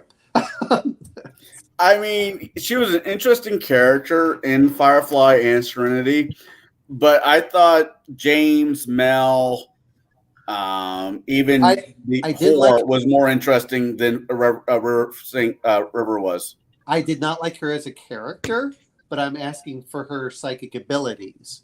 Oh, it was pretty standard. She wasn't much different than characters like Elektra or No, she had the psychic powers. Remember, she could read minds and stuff. Right. I didn't mean Elektra. I meant Psylocke from X-Men or she was a murder machine. Yeah, you know, we've had those kind of, you know, sort of Mary Sue superpowered female characters. I really had no problem with her. I actually thought it was because her brother was what made it work.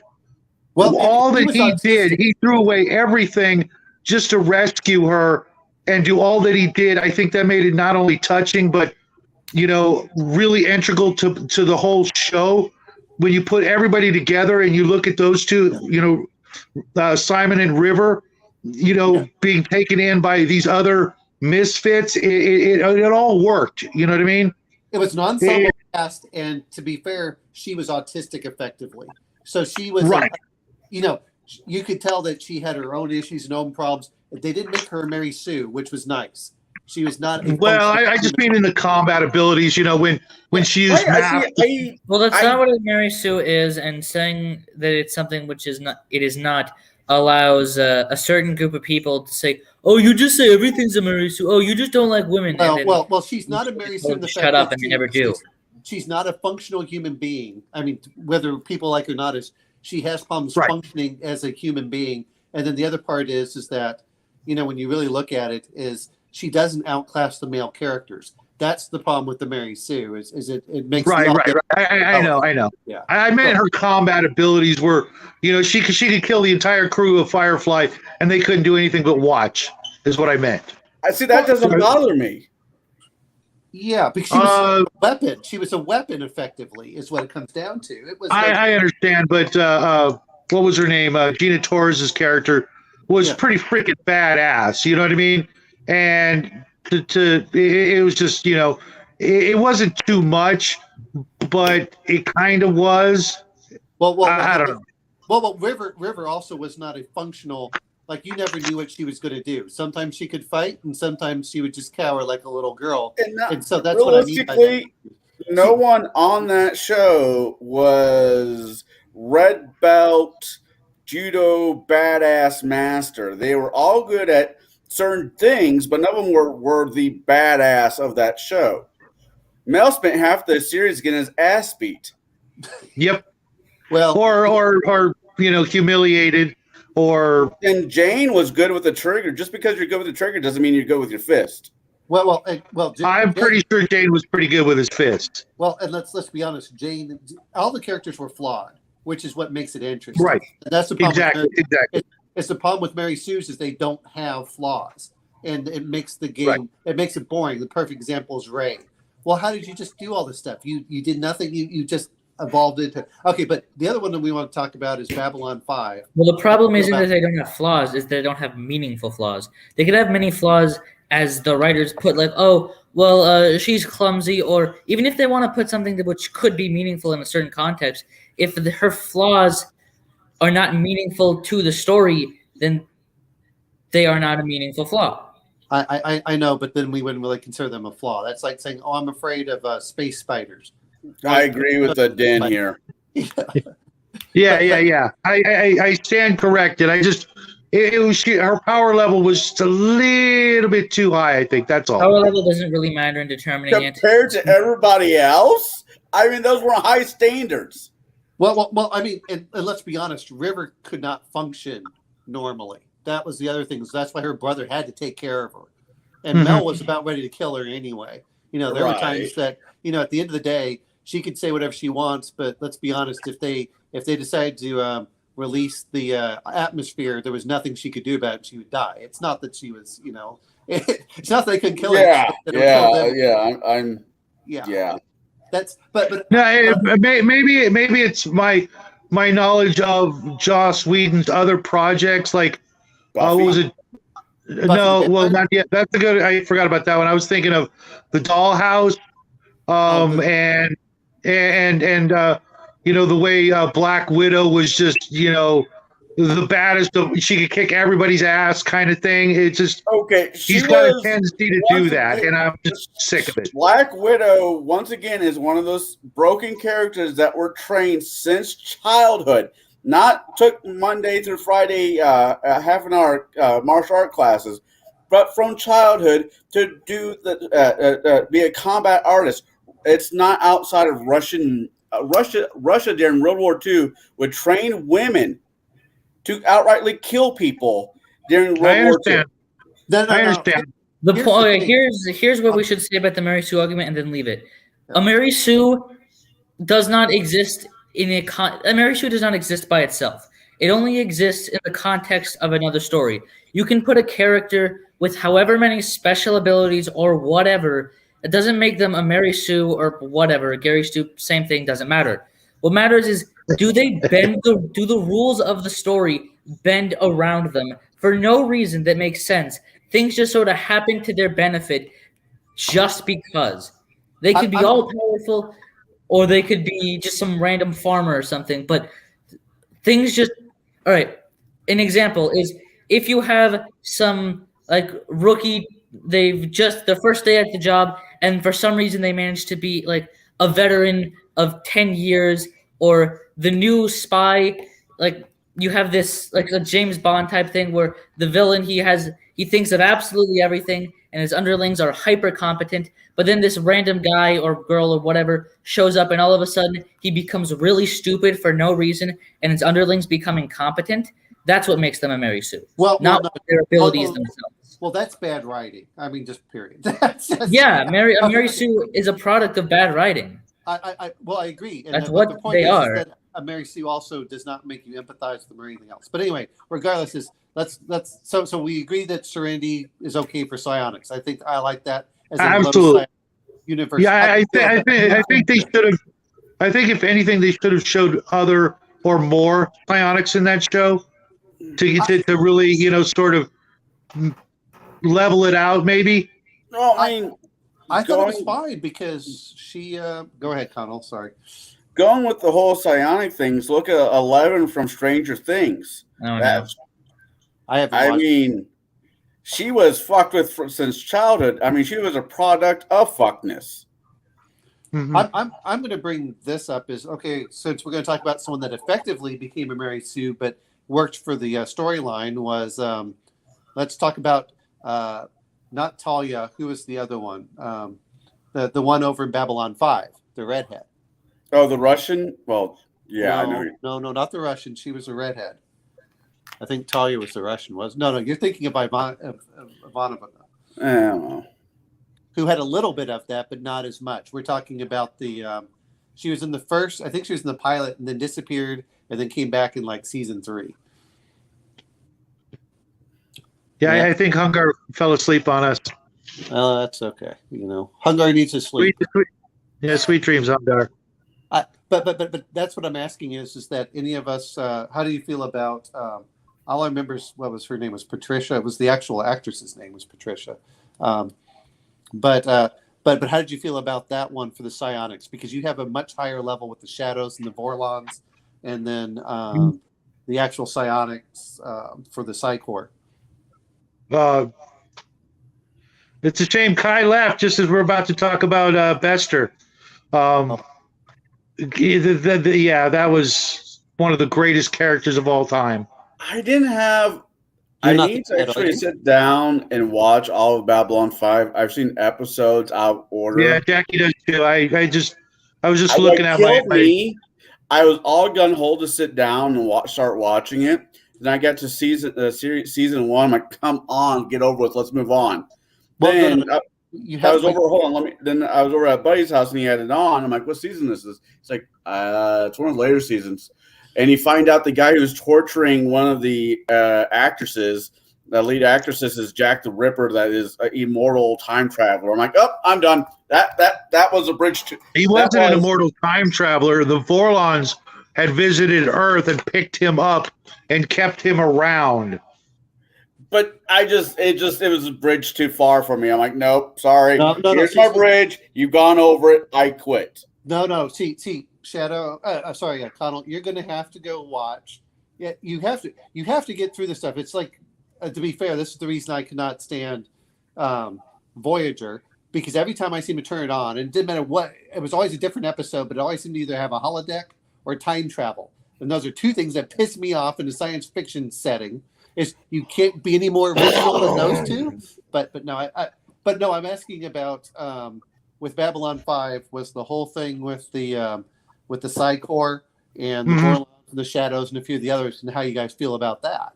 It was interesting. Here's it for me. It's simple. Before Firefly, Babylon 5 was the apogee of science fiction, in my opinion, on the small screen. Then Firefly came out, and they're tied. No, Connell, you haven't seen enough. You have to really get into the seasons. I was about to say, I know a genre of people Connell, that argue with you on that one. Connell, where are you in Lord of the Rings? Oh, God. What book? Are you in book 2 yet? I'm just about done with book 2. Okay. If you can make it through the Council of Elrond, you can make it through season 1 of Babylon 5. See, season. Okay, no, there's a difference because the Council of Elrond, there was no fucking singing. There's no sing. Well, there might be like one thing in Babylon 5, but I don't remember any singing in Babylon 5. No. He just hates singing in Tolkien. That's one of his things. I'm telling you, he didn't want to write a fantasy literature. He wanted to write a fantasy opera. No, that's tired, dude. There are like 8 songs in freaking 4,000 pages. Yeah, exactly. There should not be any songs. There should be no songs in those pages. You need songs in there. You have to understand on if you don't understand on how the literary works for a lot of that. No, anyway, it's like Treebeard does not need a song. What the Oliphants? The Oliphants was the okay. Oh, don't get me started on that nonsense. Okay, how many songs did they name? The songs that were in there, excluding The Hobbit. So far, I've heard. I don't know the name of the songs, but so far I've heard. Was it the Oliphant? Aragon? I've heard Gimli. I've heard Legolas. I've heard Treebeard. I've heard. There's somebody else. Who was the arrow magnet in the very first book? Oh yeah, Boromir. He sang. I already said Treebeard. There's another tree that sang. So I'm like at what 6 people now? I'm thinking if I remember correctly, I only remember like 4 in there. He's counting the poems as songs as well. Well, the guy who is reading the story is singing them. As if they were a song. You're in an audiobook. Okay, I thought that's what you mean. Okay. Well, I don't know how the audiobook is. I'm just saying when I read them, I'll come up with it myself. Reading it might be one thing, but having listened to somebody sing the damn songs is another. You know, in Audible, there's a little thing that says advanced 30 seconds, right? I can't do that because I feel like I'm going to be fucking tested by a couple people.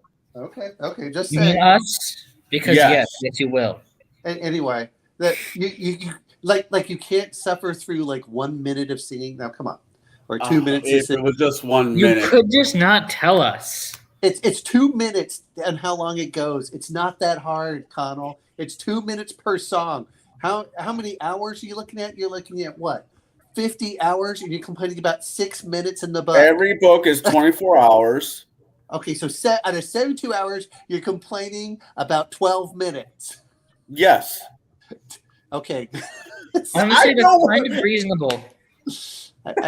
Okay. Anyway, so we've talked about Babylon 5. What are some other ones we can think Well, of? hell, technically, since it's been brought up, Tolkien is somewhat science sci-fi.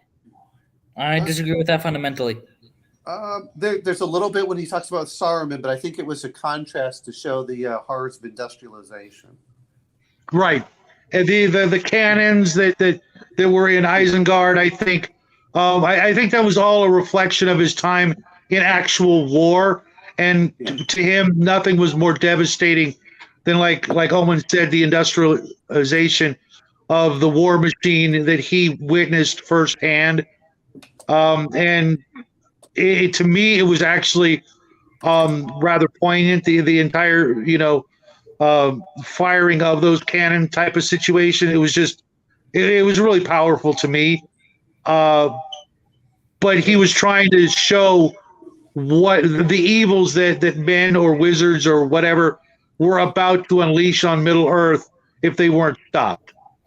I mean, that's a direct reflection of him with his with the talking about the horrors of industrialization. But even so, their technology only went up to what? 13. I agree, Mages. Connell's not having a fun time from page 1 on Tolkien. At this point, he'd probably be better off just closing it up and quitting, because I've heard this literal exact same argument about how much he hates it. If I hated anything half this much, I'd never talk about it again. Well, I'm stuck with it, though. I play fantasy. Hey. Can I say something? There's the rub, isn't it? If it wasn't for Tolkien, there would be no Dungeons and Dragons. I disagree with that. Because there would have always been somebody else. If there wasn't Hitler, there would have been somebody else. If there wasn't Stalin, there would have been somebody else. That's a completely pessimistic look at everything. How is that pessimistic? How is that weak? That's objective reality. You're delusional. You can't because you cannot prove it. You can't prove it. Hey, I can prove it. Yeah, it's actually very easy to prove it. Not necessarily definitive proof. Men are created by their environment, and then you always have men that direct things. Hitler could have gone a whole different direction, and he would have. If it was allowed in the art school, yeah. Yeah, well, yeah, but there were men like Hermann Goering, Himmler, Goebbels. They were powerful men who still could have done the same as him. And Hitler was a nobody for the majority of his not the majority, for all of his early life. And the idea that he's him. He's the other one who drove me up the damn wall. No, I'm sorry. Yeah, Bombadil's terrible. But the whole point of that is you can say that. Exactly my point, Bo. Yeah, but I'm going to bring this much is I've read books, and anyone, Hemingway and the sun also rises. Blow hard. The sun also rises. That book had no plot. At least with Tolkien, you can. There is a plot. Yeah. I'm just asking. What the funny thing with him was in The Hobbit, he thought The Hobbit took place in the really real world, because there was a bit of his writing where Bilbo went to New York. It wasn't. Oh yeah. It wasn't until Lord of the Rings came out that he went out. Nope, it's its own planet. He's talking. If you start reading it at the very end, he talks generally how it starts becoming like the world that we know. It's very similar. The trees become trees. The dwarfs disappear into the mountains. The elves and 2 hobbits disappear into the never-ending land. No. Hobbits start going over. They become taller and taller over time till they're integrated with. Oh yeah, because Pippin and Merry drank the water from Treebeard. No. All halflings. They say all halflings. Oh, yeah. It's all hobbits start doing it. It's not just 1 or 2. But no, I mean, anyway. So let's go for a few others here instead of trying to go off on books we hate or whatever. Yes, wasn't the original topic sci-fi and magic? Isn't the format of the show? Like, I'm pretty sure there's a format that we attempt. We always fail, but we at least attempt That's follow. Treebeard's song. Yeah, yep, that is okay. Yes. Yeah, that's What? why he's singing. I'm gonna, but I mean, when you start looking at certain things, which is that my question really comes down to is okay. So, what are some other series or TV or anything Oh else? God, that we can bring Quantum up? Leap. Oh, yeah. You know what? Sliders. Sliders was better than Quantum Leap, and I'll fight over that one. I'm not arguing about that. I Quantum Leap was not for me because I really didn't care about him doing time travel back in the past. But Sliders, I thought was a lot more fun. Man, what's her name? Yeah, got rolled. especially if you ever read the comic books, and some of the other, fiction that was related to it. Sliders was a gem that just got, squashed before its time, or much too early. It was a Fox. Well, the guy who played it was a Fox show. yeah. Well, the guy who played Gimli on it, the professor, wanted the show to be more intellectual, not so gonzo, as it's been said. So that's the reason why he left. Then the woman got mad because she wasn't getting paid as much as the other actors. So what did they do to her character? She got traded off to an alien sex slave, breeding slave. Okay, I'm gonna bring up something since we're talking about science fiction. Where does gargoyles fall into this?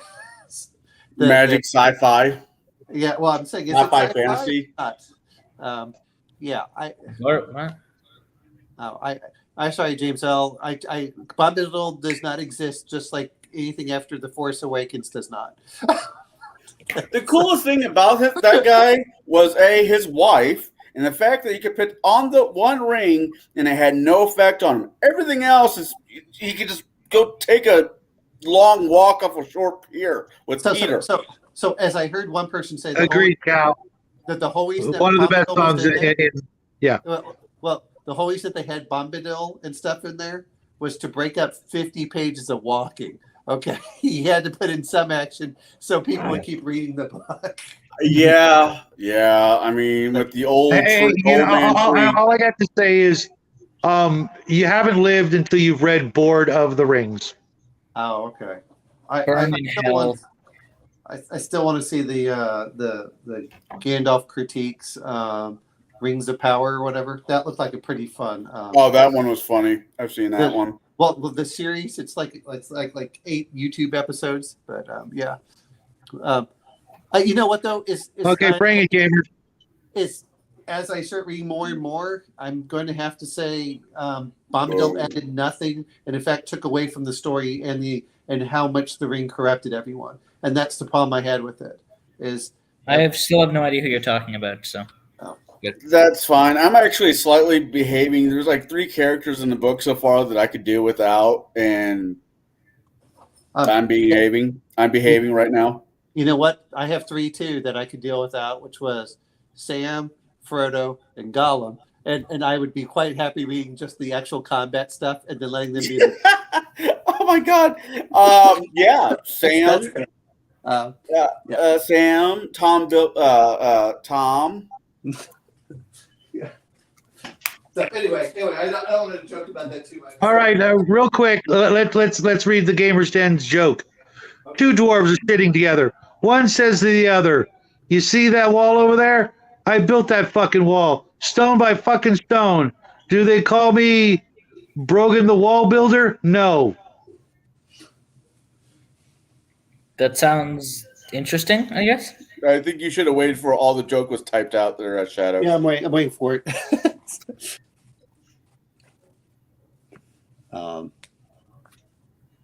You know what show's actually doing fairly well? Fucking Wednesday. See that statue? I carved that statue. Hammer, blow by hammer, blow. Do they call me Brogan the Carver? No. Oh, no. I know where this is going. I know as well. I am going to jump off of a toy bridge. Here, Jack.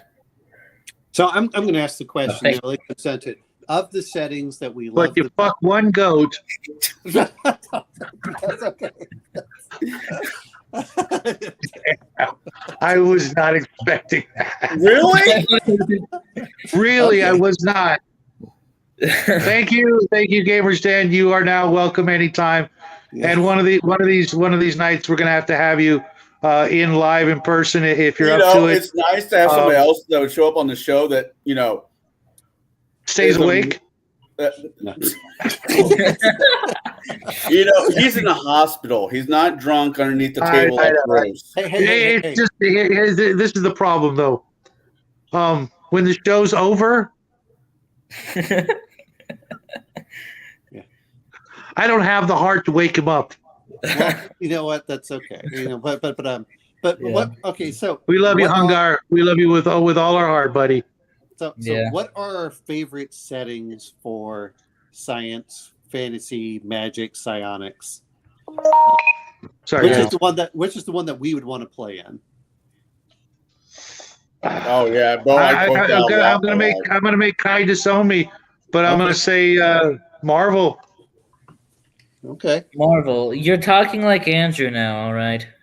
Hey, Jack. No, because the stuff that most people don't know about, the stuff for the hardcore Marvel fans, the Shi'ar Empire, the Starjammers, the original real Star-Lord, Silver Surfer.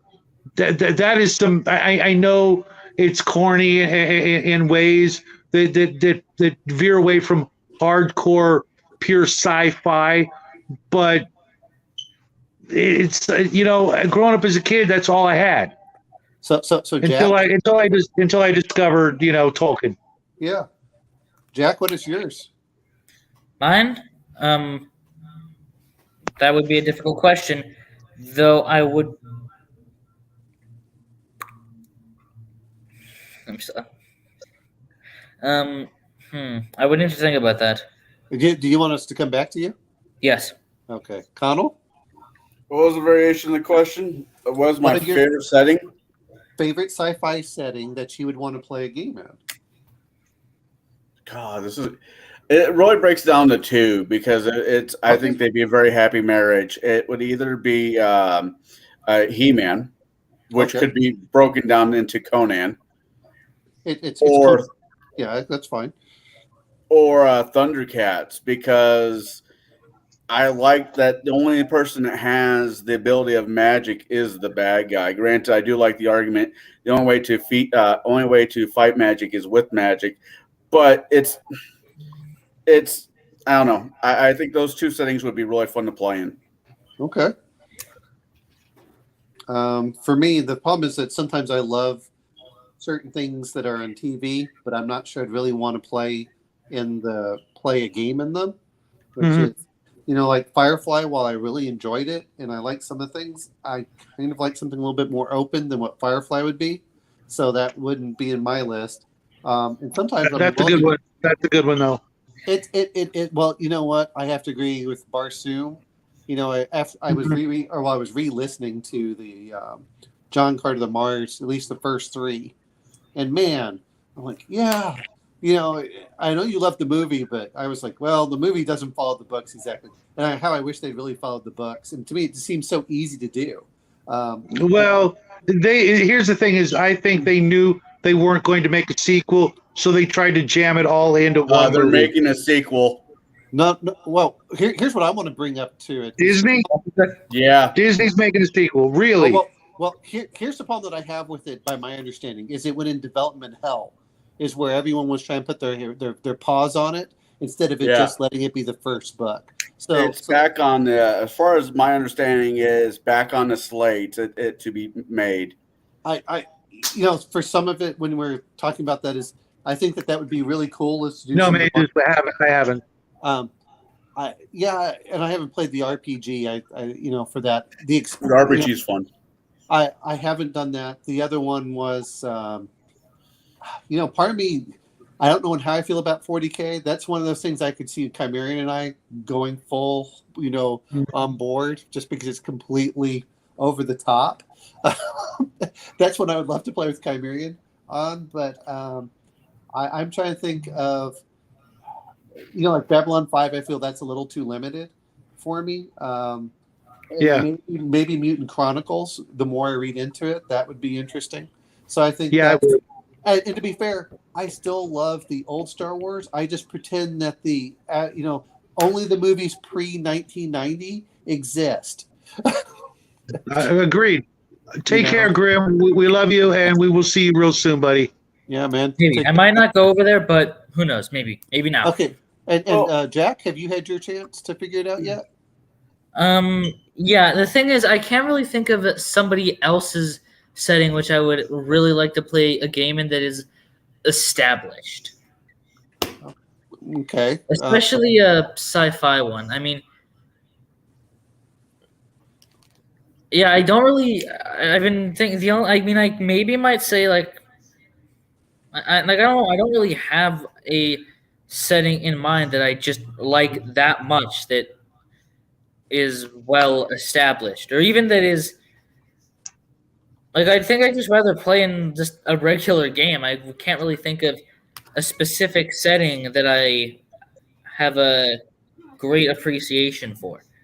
I Go ahead. I have to say, after the game that we played last night with Mark, I did pay the $1.50. Absolutely. The $1.50 on RPG, whatever the website's called. Drive through. I do plan on running it for my kids next year, if not this year. That's cool. Well, and Connell, the books are real nice for being small for the OSE, but I highly recommend that you just get the classic fantasy, and then if you want the advanced fantasy, I think they're going to start selling them in like next month or so. It's something like that because they're waiting for everyone to get their Kickstarter stuff. And oh, good Lord. Yeah. Because he's a sweetheart, James. That's why. Hey, James L. Hey, James L. It's because the way he treats them. They don't call him bad at anything. Oh. Sorry. Giggity go. No, but I mean, those are the things. I'm going to leave now. Goodbye. It's been a nice show. Okay. Well, the other one, the question is, what is your favorite system to play science fiction for? I know that's really more Shadow's deal than yours, Connell, because you haven't had a lot of experience. I have watched a lot of sci-fi. I've read a lot of sci-fi, and I've read some books. I think it'd be really fun to have a game in. It being Last of the Starfighters, Tron, for example, would be kind of fun. Even what was that one book I used to read all the damn time? It was it was Around the World in 80 Days. Okay. I would think would be absolutely fun to play. I mean, yes, it doesn't qualify as same sci-fi as, let's say, Babylon 5. No, but for its era, it was kind of borderline sci-fi. The excitement of things is, but that was a question. And Shadow, what is your favorite sci-fi? Traveler, hands down. Traveler is the best game. I've played or read just about every sci-fi game out there, and Traveler is the one game I could run any other game with the easiest without any work whatsoever. I wouldn't have to write anything down except the story or the plot or the little bits of notes here and there to be able to play any game. And I know Shauner would disagree, but I could use the original Traveler. I could use any Traveler that's come out along the way, except maybe GURPS and a couple of versions of Traveler. But for the most part, like 75% of any edition of Traveler could be used to play anything. And it's fun. It's this easiest freaking game to play once you've got your character sheet on an index card. You know everything you need to know except the cost of things and maybe the deck plans of your ship stuff. Really big, more complicated things that you'd need more than an index card for. But it's just hands down for me personally, it's the system out there that's stood the test of time, and it still kicks ass today. So doing the science fantasy, I am not as familiar with it. Trying to do Traveler for the fantasy aspect, And to do fantasy it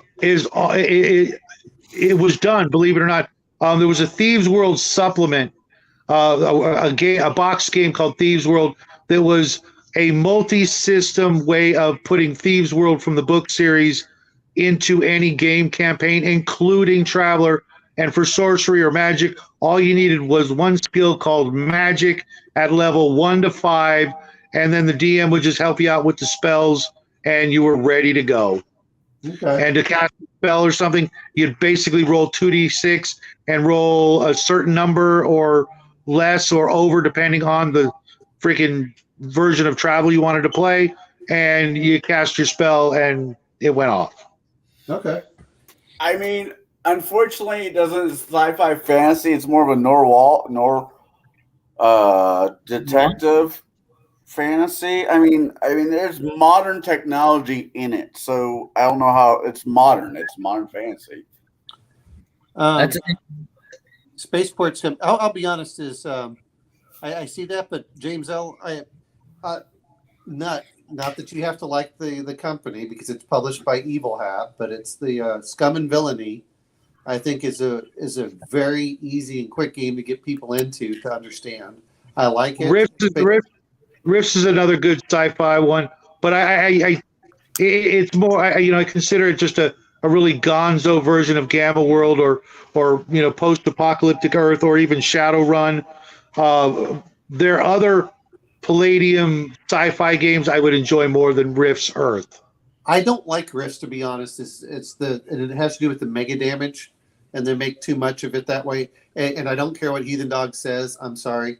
At a certain point, well, you just destroys it. I said, no, you're overdoing it. That kind of bothers me for it. And I've never played Savage World, so I can't say that. But Scum and Villainy, I've really enjoyed. I know Traveler, but I haven't seen that for the Magic. That's a really obscure reference I pulled out of my hat, so don't worry about it. No. I mean, I know that they have a little bit in there for stuff, but those are things. Well, they've got psionics, and I'm actually thinking of trying to use the Traveler engine to write a D&D like supplement, like a mini. If you want to play Fantasy World with the Traveler rules, this is all you would need. And to be honest, it might actually be one of the best ways to role play a fantasy game is using the Traveler engine. But you'd have to go read Traveler and see where I'm going with it, because it's all about the life path. Your character goes in through terms of service 4 years at a time, and you decide when you're done and you want to play your character. So you want to play the farm boy like Luke? Okay, you go in one term, you come out, you're ready to play. You want to play the grizzled veteran? Maybe you go 4, 5, 6 terms, and each term you get more skills and more, expertise, etc., until you're ready to play your character. So you don't have to play a first level character because there are no levels, but you don't have to play, the farm boy. You can play the farm boy if you want. You can play the Han Solo if you want, or you can play the Obi-Wan Kenobi if you want. It's all about you. I have nothing against Traveler. I mean, I think the more I've read of it, the more I've enjoyed reading it. As far as this game system, I think sometimes, as much as they talk about it being simulationist, that's really on the GM side. That has nothing to do with the players. I enjoyed doing 20. I like reading 2300, but what they have so far, and like you said, you'd really have to hack it. They don't have anything for it. They have some psionics, and for that. Yeah, here's how it works, real in a nutshell. 2300, or even what was the other game that they had that was like post-apocalyptic Earth? Yeah, you're talking about, are you talking about Twilight 2000? Yeah. You could play any of those games with Traveler. It's all about the tech level. What tech level do you want your world to have? You stick with it, and you just run the game with that tech. And all the tech, is got a, when you look up a piece of equipment, it's got a tech level. Well, if it's above your tech level, you don't use it. There you go. No. I'm saying I don't know how it works with magic. Is my point. That's where I'm saying. Oh yeah, nobody does. I'm like the only guy who does. It's for hacking. No. I I was able to review it. I really enjoyed of the ones I read. The Imperium doesn't interest me that much, but reading 2300 did, because that's right about the tech level I like to run for sci-fi, which is right around your battle tech. It's around your battle tech, your and below equipment. That's the thing that I enjoy for the things. I don't want the super high sci-fi, science, fantasy. Well, which just depends on where you are. I think Star Wars, the D6 original system, looks pretty good for what I would do. I'm just trying to go for systems that are easy to learn for both players and the GMs. And but yeah, Scum and Villainy, I've really enjoyed looking at. They have a thing we can do basic. You can do Jedi's in it really simply. And I've enjoyed the Star Wars aspect. And I'm trying to think if there's any other settings. To be fair, Shadowrun is one of those that I love to hate for this system, because there's some things that work so well. And everyone's going to hate me, but I like 4th edition the best. I didn't like first or second, and third was just more of that. Second was still better. Good night, Mages.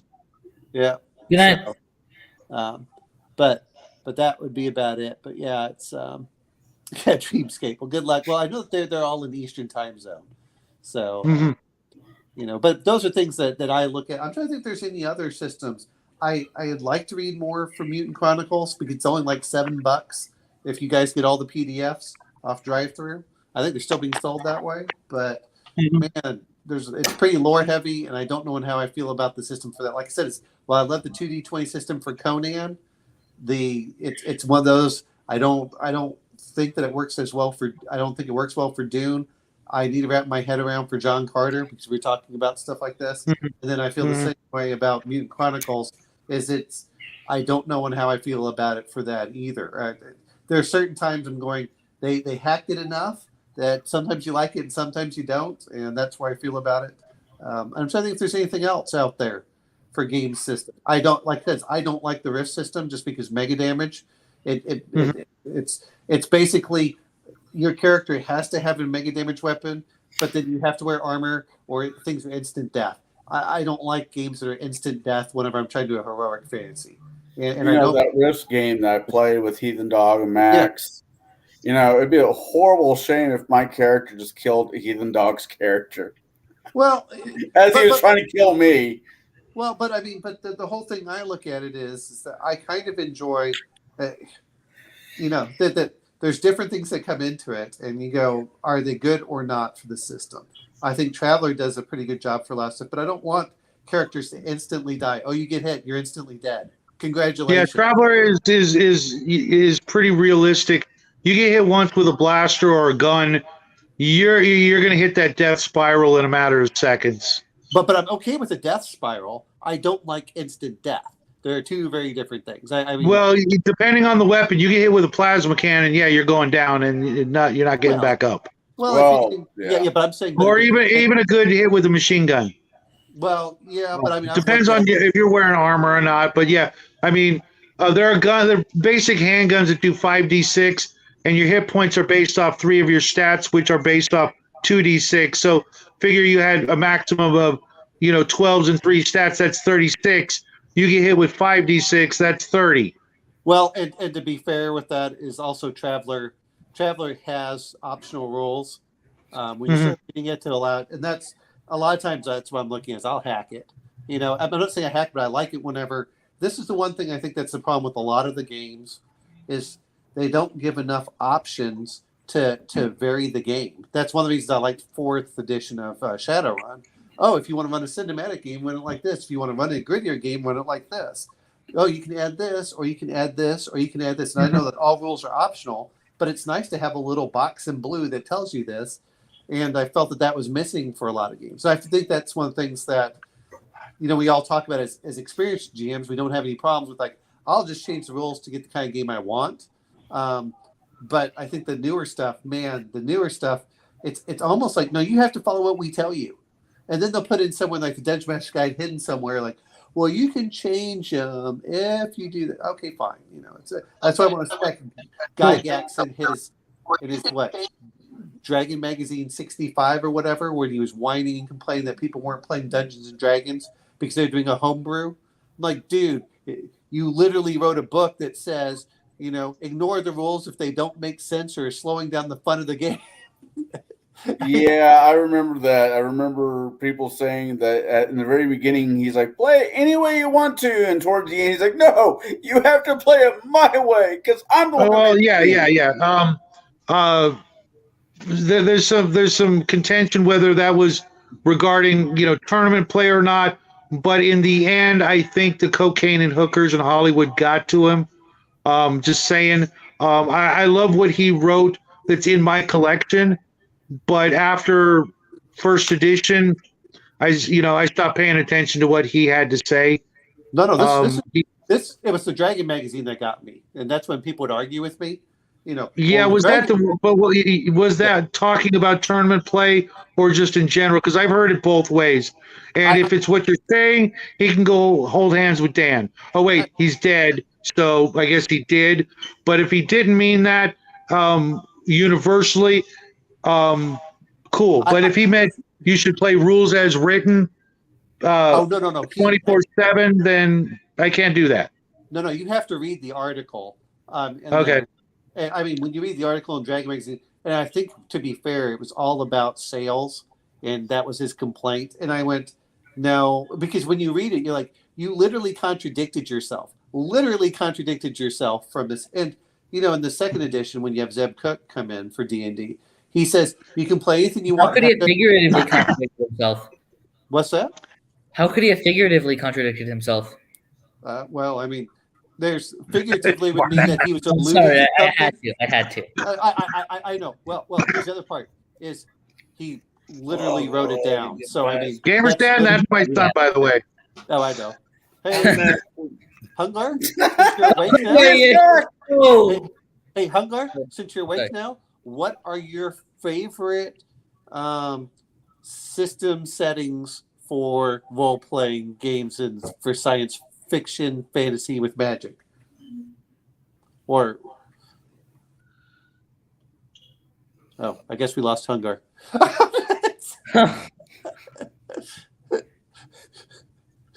It's okay, Hungar. I was just trying to see what you like the best for systems and settings for a game to play.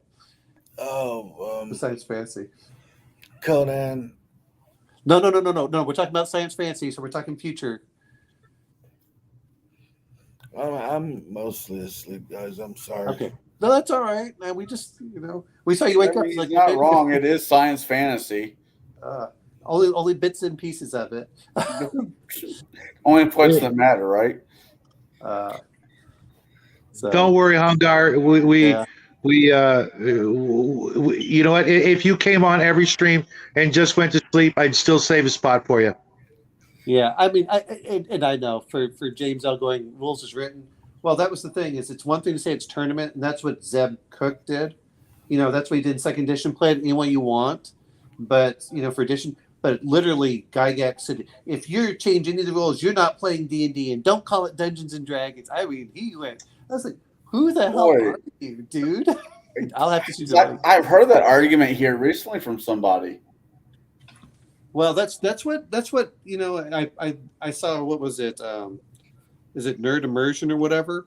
I put a link over in the Discord but he, I mean, when he's saying, well, they're doing all this stuff. I said, well, that's great. It's going to push all the players just like 4th edition did to some other edition, and I'll swoop in like the vulture I am to play some other game that I want to play more than 5e. I know. We here's the thing. Before I let you guys go, because we're almost 15 past.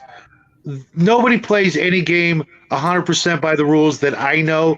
I mean, we still argue about free parking in Monopoly, whether you use it the way the zeitgeist of the gaming community has created the rule for it, or if it ever became codified. I don't know. Don't care. If I'm playing Monopoly, we're using the free parking. Okay. I do. We all make up house rules or throw out rules or whatever. It's all about your table, your rules, and if everybody's cool with it, it's a great day. I mean, yeah, that's how it's supposed to be to begin with. It's supposed to be, not so much the rule cool, but everybody's having a good time. Granted, I do play checkers correctly the way it was essentially to be played. If I I didn't know it was don't, meant to be played. what? Yeah. I didn't know checkers was meant to be played. Oh, you are so lucky that my grandpa is no longer with us on my mom's side. He was a checker state champion. He lived, breathed for the game, and I never understood why. Because he enjoyed the company and the game, and just like us, they would look at us, like, how could you play this crazy game for 8 hours at a stretch? Well, because we love it. The end. So Connell, I'm going to bring this up. If you have never watched how some people play checkers once they get a king, then you don't. God, yeah, that's fair. I used to get so pissed off, like, this is not the checkers game. Like, this is the way we play. I'm like, oh no. Yeah, no. The state tournament checkers. That's how he played. Yes, I know. Well, and then tournament D&D, I don't have any problems with that. But honestly, if you're playing D&D in a tournament like that, then you give players a pre-generated character, so then you get to control what they're doing. I don't understand this whole thing of, but I mean, I'll have to send you the article. I think it's in 63 or 65, and someone says, well, that's the. I said, well, I never read that Dragon magazine, and I really don't care, because what he wrote in the hardback is what I did. I followed the rules. Dragon magazine did not count because most people couldn't get it anyway. Very true. It was kind of hard to get. Well, it was around where I was, but I know that EO Geek said where he was, they never had it. So I'm like, yeah, you can't expect that. I'm looking at a stack of about 50 of them on my bookshelf, and Iron Man just sent me the Lost Handbook, which is made up of articles from the Dragon magazine, and it's I'm glad I now have it in my collection. The thing that kind of screws me is I got into this hobby so much later than a lot of you guys did. I didn't do this in high school. This wasn't my side hustle. My side hustle in high school was sports. And I'm kind of thinking, for the sake of my needs, I kind of wish that this was my side hustle. Yeah, Bo summed it up for us, guys. Rule 1, have fun. Oh, exactly. And if you're not enjoying it and it's not for personal development, don't do it. Good God. And it's not for therapy.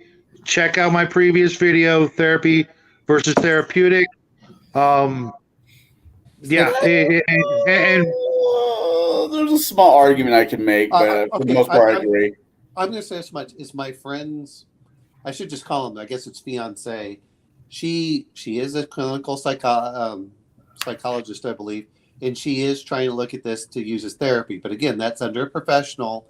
If you're a professional and you can mix the two, cool, because then you're licensed, etc. But if you think you can go to your gaming table and get the equivalent of therapy, you're wrong. You can get what is considered therapeutic enjoyment from being with your friends. You want to vent, you want to blow off some steam, cool. But this is not going to fix a problem, because whoever your DM is, unless they are a licensed physician, can't declare you've been fixed.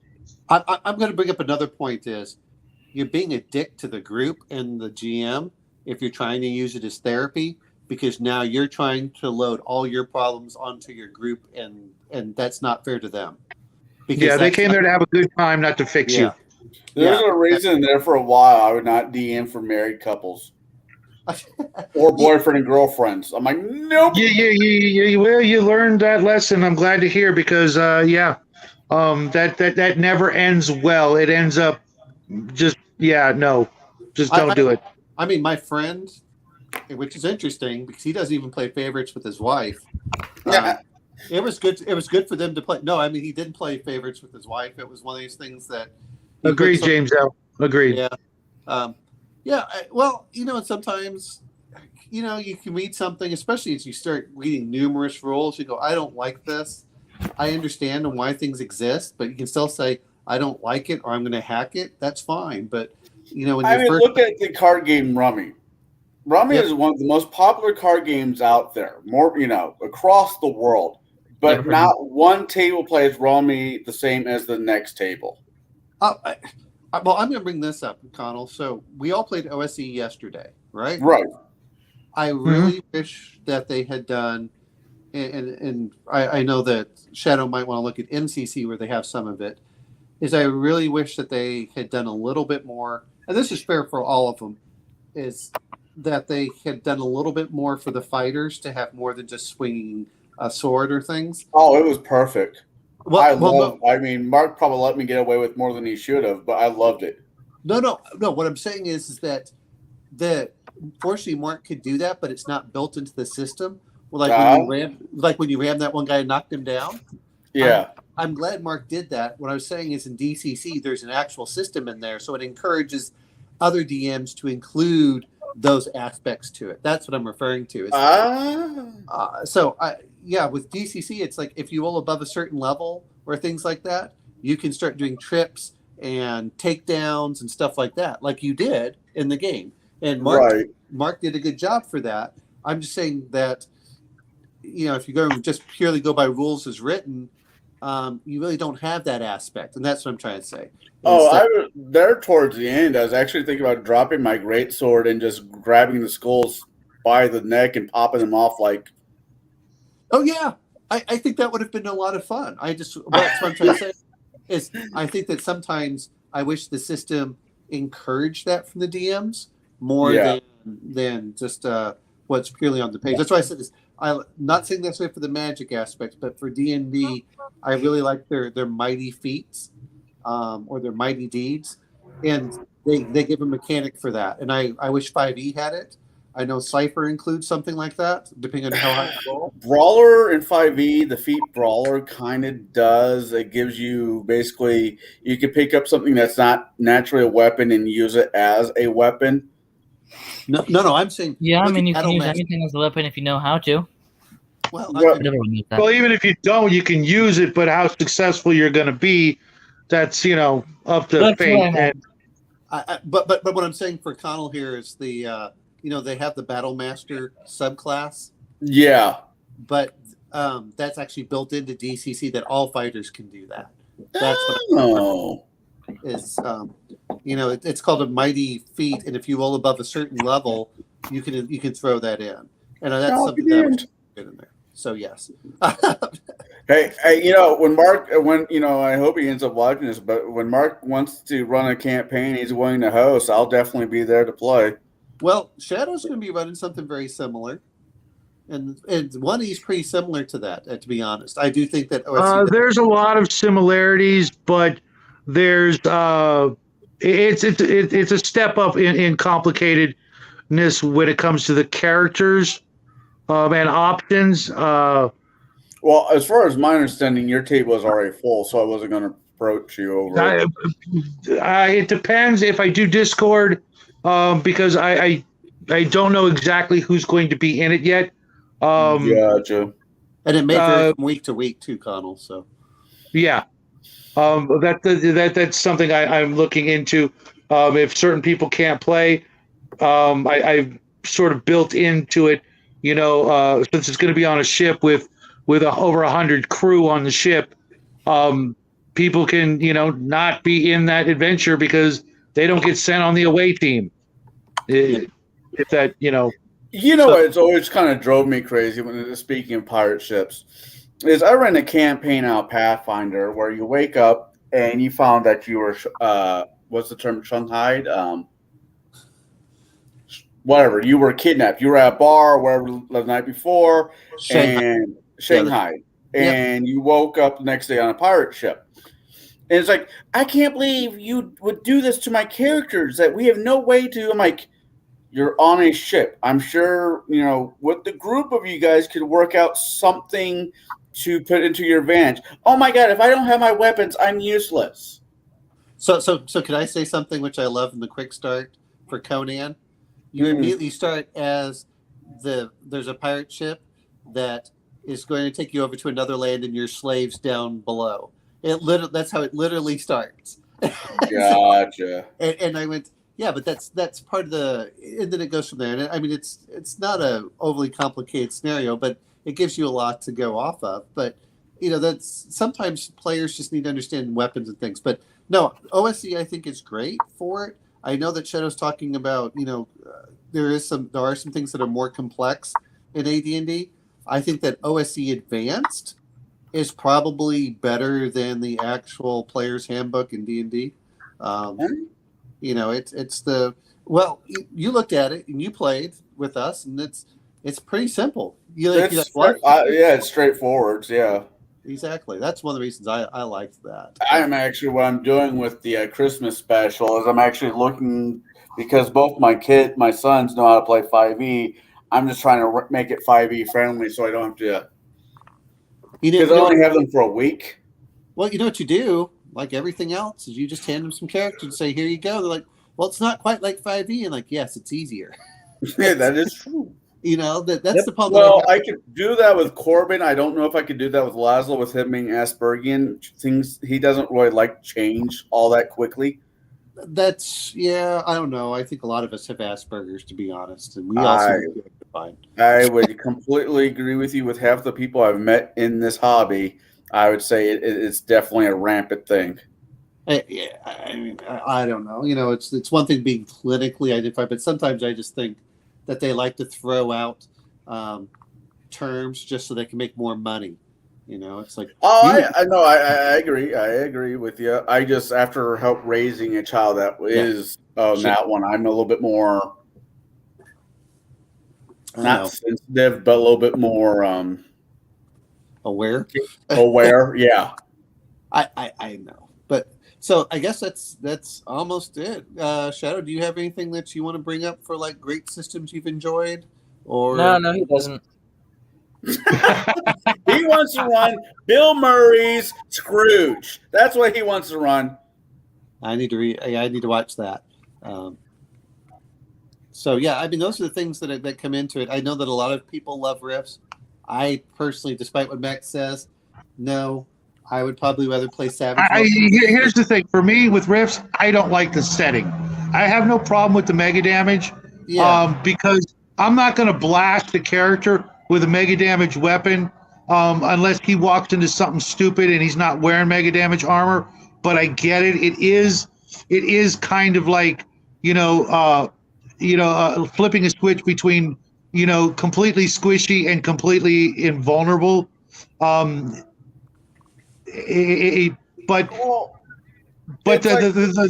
If you take out mega damage and give everything SDC or regular hit points or whatever, then you're looking at tens of thousands of points in some cases, which is fine because if you try to attack, a Panzer tank with a Luger, you're not going to do dick.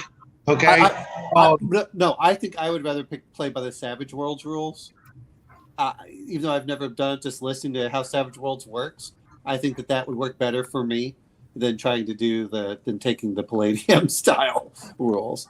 I mean, this past week on my campaign on Table Breakers, I had Bruce run out of his house wearing nothing more than a sock. And by the way, he described it and got into combat. Yep. Yeah, but what? What the fuck? And he was in the snow. It was what the fuck? There's a reason why you're not allowed to watch Table Breakers. I know it now. I definitely do. He didn't even wear his socks correctly. He wore them like red hot chili peppers.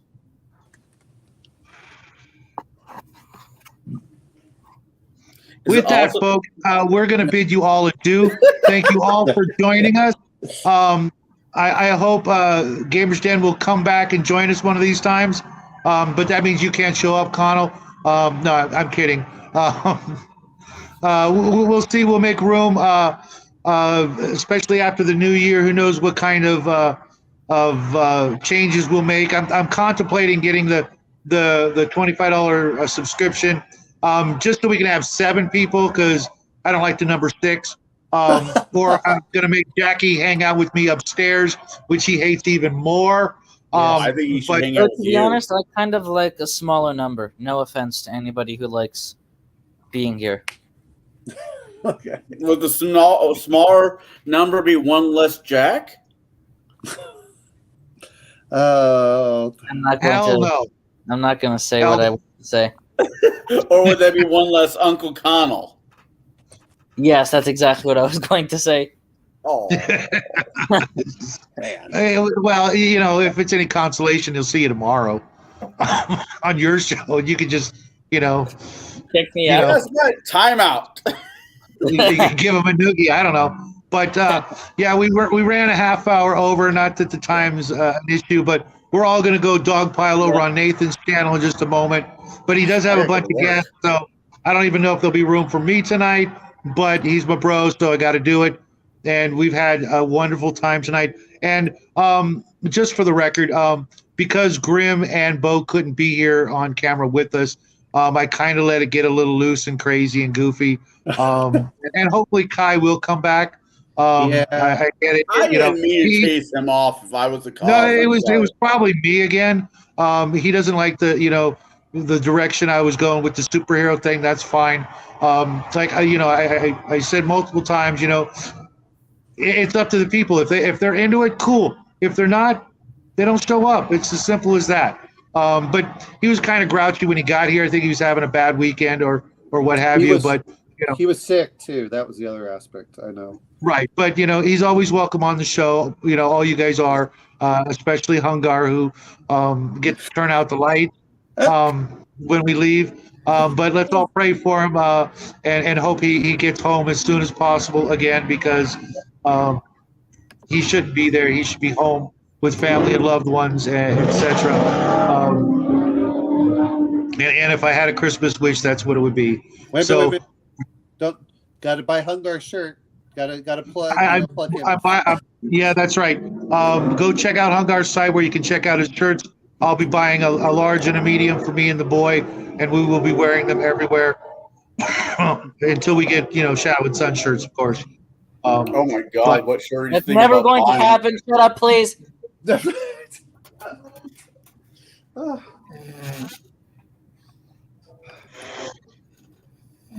It's gonna be Shadow and Jack. That's what it's gonna be. It's gonna be. That's what. That way he can say, "I'm not his son anymore." No, It doesn't work that way. He's got to file paperwork. I know. Yes, I'm actually learning how to get that done. But Yeah, right. I'll believe that when I see it. Hey, not Jack, for that reason, for a different reason. But I'm not saying it live. Yes. wait. When you learn that, you won't have to file paperwork. True. Yeah, Cal, that's right. Only 3 more subs needed to get to that big 500. And make sure you all go check out our 500 subs giveaway videos. Also, make Do you sure know you how follow you the can? rules, because if you don't follow the rules, then you don't get shit like usual. Yeah, you got to follow the rules to win a prize, and there's a lot of prizes. And right now, there's more prizes than people who've qualified. So I don't know what I'm going to do. Maybe I'll have to keep the stuff myself. I'll just hang on to all the Arduin stuff, and you guys can have Hold up. To answer Bo's question down here, or not answer the question, but statement. When you search Nathan Allen, it used to be a black guy who makes music, but now he changed his name to Nathan from the Quantum Show. So just look that up. Okay. You'll find it. Nathan from the Quantum Show. Yeah, and we look forward to seeing you all there. Until then, have a great weekend. We love you guys, and we will see you guys real soon. Good night. Bye, everybody. Adios. Buenas noches. Why can't you be normal? None of us are normal, Bo. Can't wait.